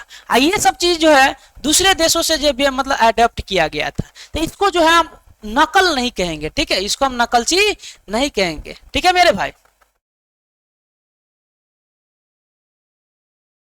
हालांकि हमने ये स्पीड में बोल दिया, आप लोग ये टॉपिक हमने छोड़ दिया। देखिएगा क्या है, कहता है क्या, उद्देश्य प्रस्ताव के प्रमुख बिंदु, वही वाला बात है। कहता है कि भारत एक स्वतंत्र संप्रभु गणराज्य है। बात सही है, भारत एक स्वतंत्र संप्रभु है, क्या है, गणराज्य है। भारत ब्रिटेन के अधिकार में आने वाले भारतीय क्षेत्र, देशी रियासत और देशी रियायतों के बाहर के एक ऐसे क्षेत्र जो हमारे संघ का अंग बनाना चाहते हैं का एक संघ होगा। ठीक है, मतलब देखिएगा, बहुत जैसे हमारे यहाँ का संविधान लिखा गया तो ऐसा नहीं है कि सिर्फ अमेरिका से लिया गया, बहुत सारे देशों से जो है जो अच्छा चीज लगा था वो चीज जो है अपने संविधान में रख लिए थे। ठीक है, संघ की इकाइयों स्वायत्ता होगी और उन्हीं सभी शक्तियों का प्रयोग और कार्यों का संपादन करेगी जो संघीय सरकार को नहीं दी गई है। संप्रभु और स्वतंत्रता भारत तथा इसके संविधान की समस्त शक्तियों और सत्ता का स्रोत जानता है। भारत के सभी लोगों को सामाजिक, आर्थिक और राजनीतिक न्याय, कानून के समक्ष समानता, प्रतिष्ठा और अवसर की समानता, कानून और सार्वजनिक नैतिकता की सीमाओं को में रहते हुए भाषण, अभिव्यक्ति, विश्वास, धर्म, उपासना, व्यवसाय, संगठन और कार्य करने की मौलिक स्वतंत्रता की गारंटी और सुरक्षा दी जाएगी। अल्पसंख्यकों, पिछड़ों व जनजातीय क्षेत्रों, दलित व अन्य पिछड़े वर्गों को समुचित सुरक्षा दी जाएगी। गणराज्य की क्षेत्रीय अखंडता तथा थल, जल, आकाश में इसके संप्रभु अधिकारों की रक्षा सभ्य राष्ट्रों के कानून और न्याय के अनुसार अनुसार की जाएगी। विश्व शांति और मानव कल्याण के विकास के लिए देश के स्वेच्छापूर्वक और पूर्ण योगदान करेगा। देखिए उद्देश्य प्रस्ताव में यह चीज दिया गया है, ठीक है, चाहे वो गरीब हो या अमीर हो उससे मतलब नहीं है, चाहे वो दलित हो या अनुसूचित जाति हो या उससे भी मतलब नीचे जाति हो, ये जैसे अनुसूचित जनजाति हो, तो सबको जो है यहाँ पे जो है अधिकार दिया गया है कि आप जो है अपनी स्वतंत्रता, समानता, बंधुत्व इस प्रकार से जो है यहाँ पे अभिव्यक्ति की स्वतंत्रता, सब प्रकार की स्वतंत्रता यहाँ पे दिया गया है, क्योंकि वो बाद में अपना असहज महसूस नहीं करेंगे। ठीक है मेरे भाई, देखिए ये क्या कहते हैं, कहता है क्या यह संविधान उधार था? अरे नहीं नहीं नहीं, उधार थोड़ी ना था। ये कहता है ऐसे बच्चा आपको मिलेगा कि नहीं भारत का संविधान तो फन्नामा से लिया गया है, पैंचा लिया गया था, फन्ना लिया गया है। क्या यह संविधान उधार था? हम ऐसा संविधान क्यों नहीं बना सकते जिसमें कहीं से कुछ भी उधार न लिया गया हो? देखिएगा यहाँ पे एक बहुत ही अच्छा बात दिया गया है। भारत के संविधान निर्माता डॉक्टर बी.आर. अम्बेडकर जी कहते हैं कि हम पूछना चाहेंगे कि विश्व इतिहास के इस पड़ाव पर बनाए गए संविधान में कुछ नया भी हो सकता है। आज इस समय बनाए संविधान में यदि कुछ नया हो सकता है तो वह यह है कि उनमें केवल कुछ ऐसे परिवर्तन किए जाए जो कमियों को दूर करे और उसे देश की आवश्यकताओं के अनुरूप बना सके। कितने उत्तम विचार, कितने अच्छे बात ये बोले, समझे कि नहीं? ये कौन बोले थे? Doctor B R. अम्बेडकर जी। मतलब भाई हम नया बना रहे हैं तो उसमें परिवर्तन भी तो होना चाहिए, है कि नहीं? तो परिवर्तन बनाने के लिए क्या करना पड़ेगा? बहुत सारे संविधानों को जो है हमने एक नजर से देखा, ठीक है, बहुत सारे संविधानों को, लगभग 60 देशों के संविधान जो है मंगाया गया, पढ़ा गया, उसमें से जो है बहुत सारा चीज जो लिखा गया। ठीक है, आगे पढ़ते हैं मेरे भाई, ये आपका लास्ट टॉपिक है। कहता क्या है, देखिए ब्रिटिश संविधान। देखिए ब्रिटिश संविधान से क्या लिया गया? सर्वाधिक मत के आधार पर चुनाव में जीत का फैसला। हमारे यहाँ होता है कि नहीं, जो ज्यादा वोट ला देता है वही जीत जाता है। सरकार की संसदीय स्वरूप भी है, कानून के शासन का विचार है, विधायिका के अध्यक्ष का पद और उनकी भूमिका है। ये सब कहाँ है? ब्रिटिश संविधान से लिया गया है। कानून निर्माण की विधि, हमारे यहाँ कानून निर्माण है ना, ये सब है ना, तो कहाँ से? ब्रिटिश संविधान से। अमेरिका के संविधान से क्या था मेरे भाई? मौलिक अधिकार की सूची। आपसे पूछा जाएगा मौलिक अधिकार कहाँ से था? अमेरिका के संविधान से।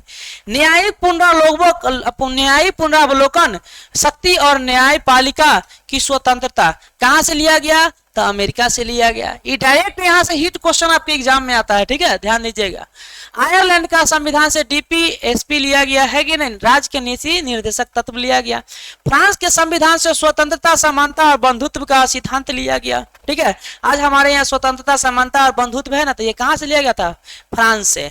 ठीक है, स्वतंत्रता, समानता, बंधुत्व नेपोलियन द्वारा लाया गया था। ठीक है, कनाडा का संविधान से क्या लिया गया? एक अर्ध संघात्मक सरकार का स्वरूप, यानी सशक्त केंद्रीय सरकार वाली संघात्मक व्यवस्था लिया गया। अवशिष्ट शक्तियों का सिद्धांत भी यहीं से लिया गया था, कनाडा के संविधान से। चलिए मेरे भाई, तो आई होप कि यहाँ तक जो है आपको समझ में आ गई होगी। ठीक है, आप लोग कमेंट कीजिएगा, है ना, कि क्या कैसा रहा। इसका निष्कर्ष थोड़ा सा नहीं पढ़ लेते हैं, ठीक है, इसका निष्कर्ष पढ़ लेते हैं आखिर क्या है। यह संविधान निर्माताओं की बुद्धिमत्ता और दूरदृष्टि का प्रमाण है कि वे देश को एक ऐसा संविधान दे सके जिनमें जनता द्वारा मान्य आधारभूत मूल्य और सर्वोत्तम आकांक्षाओं को स्थान दिया गया था। यही वह कारण है जिसकी वजह से इतनी जटिलता से बनाया संविधान न केवल अस्तित्व में है बल्कि एक जीवंत सच्चाई भी है। जबकि दुनिया के अन्य अनेक संविधान कागजी पोथे में ही दब कर रह गए, वही भारत का संविधान एक विलक्षण दस्तावेज है जो अन्य अनेक देशों, खासतौर से दक्षिण अफ्रीका के लिए एक प्रतिमान हो गए।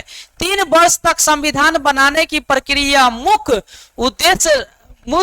उद्देश्य यह रहा था कि एक ऐसा संतुलित संविधान बनाया जाए जिसमें संविधान द्वारा निर्मित संस्थाएं अस्त व्यस्त या कम चलाव व्यवस्था मात्र न हो, बल्कि लोगों की आकांक्षाओं को एक लंबे समय तक संजोए रखे। आप पुस्तक के शेष भाग में इस व्यवस्थाओं के बारे में पढ़ेंगे।